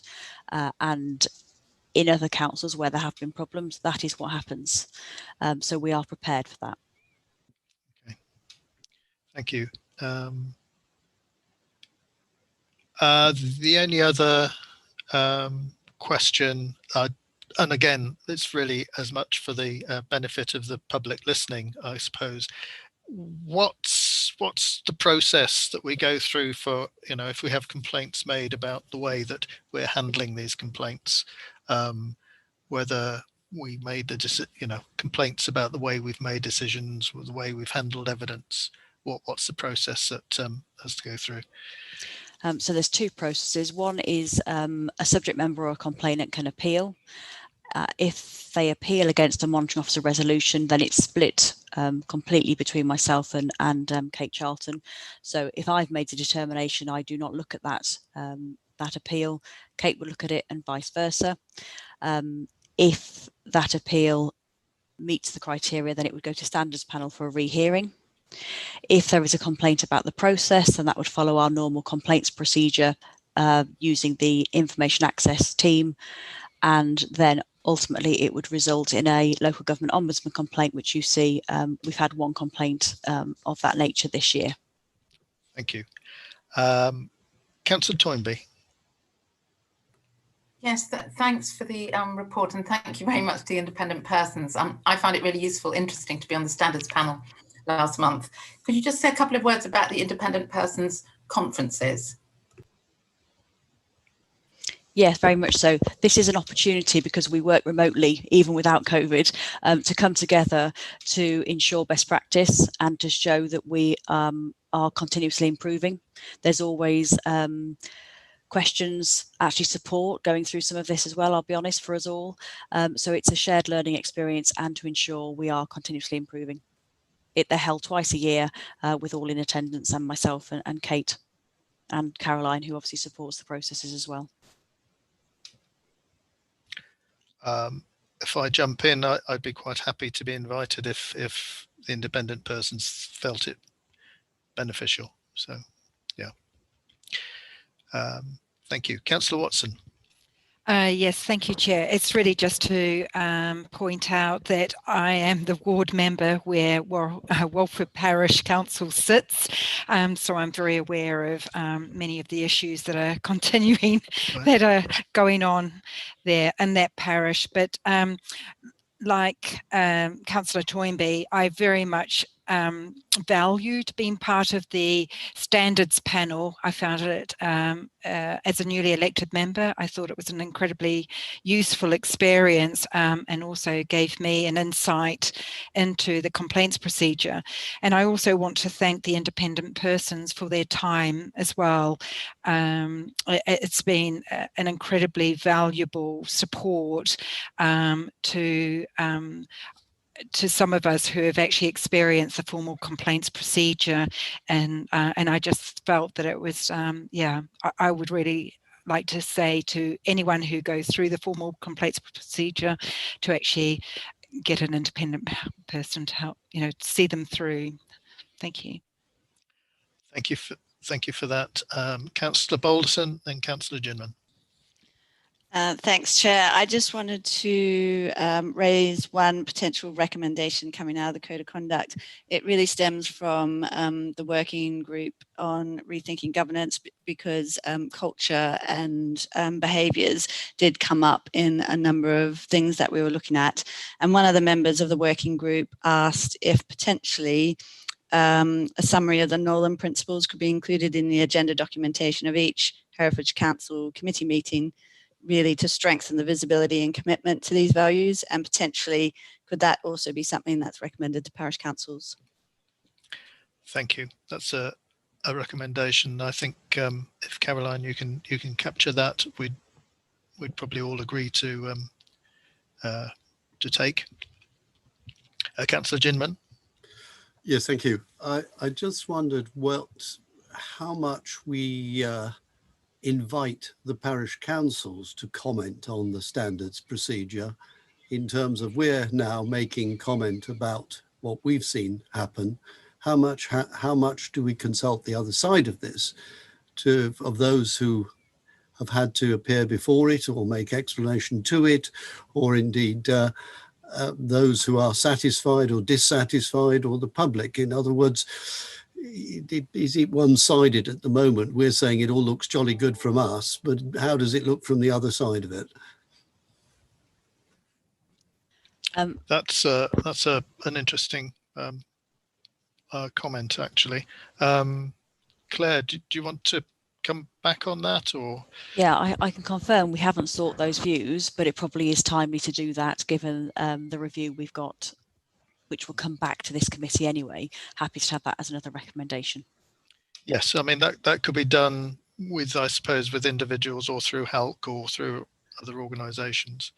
Just if I could, Chair, just to point out that, I mean, HELC is a member of the standards panel, so they are involved. Right. Yes, and I would have, and I would just responding to Councillor Ginman, the question that the review of the process is somewhat different from the review of the outcomes. And of course, people who have been on the receiving end of an outcome may have a different view of the process than those who have been on the giving end of it. Yes, I am well aware of that danger, but at the same time, it is a question, is it fit for purpose? And we need to know that it's fit for purpose on the other side of the fence as well. Indeed, the nature of some of the complaints, and I've sat on the standard panel and done the reviews, shows the, shall I say, the depth of feeling on occasions that are engendered. And separating out that to the core point of, is it a good service, and is it actually helping to solve the problem without ending up with mass resignations, which all too often there seems to be some rather extreme reactions, when it would be more helpful to the community if one could avoid blame and actually seek resolution and mediation of the issues. Thank you, Councillor Ginman. Would any of the independent members want to make any further comments? No. Caroline, perhaps we could go to the recommendation then. So I have 3 recommendations. So the first one is set out as recommendation B in your agenda paper, which is the recommendations from the standards panel advising this committee, which is attached to Appendix 1, following their annual sampling exercise, are considered and adopted as appropriate into the action tracker. Recommendation B is a summary of the Noland principles be included in the agenda papers for Herefordshire Council committee agendas, and to encourage parish councils to adopt the same approach. And then recommendation C, I've got the parish councils be consulted on the arrangements for dealing with code of conduct complaints with a view to obtaining their views as to how those arrangements work. Thank you. Can we take those as en bloc? Nods, yep. Thank you. If we could vote.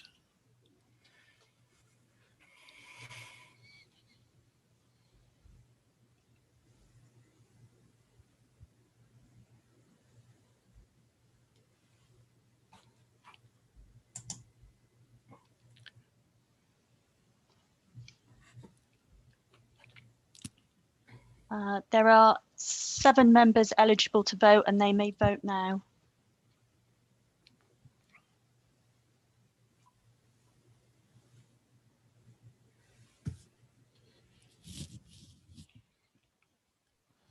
Chair, all members have voted in favour of those recommendations. Thank you. Thank you. So just to comment back to those rejoining the meeting, that those recommendations were approved. The energy from loan waste loan update and the work programme update we will take forward to the next meeting, and as well as the changes to the audit programme for 2020-21. That being the case, some of you have 9 minutes left to grab your lunch. I'll say that the meeting is now an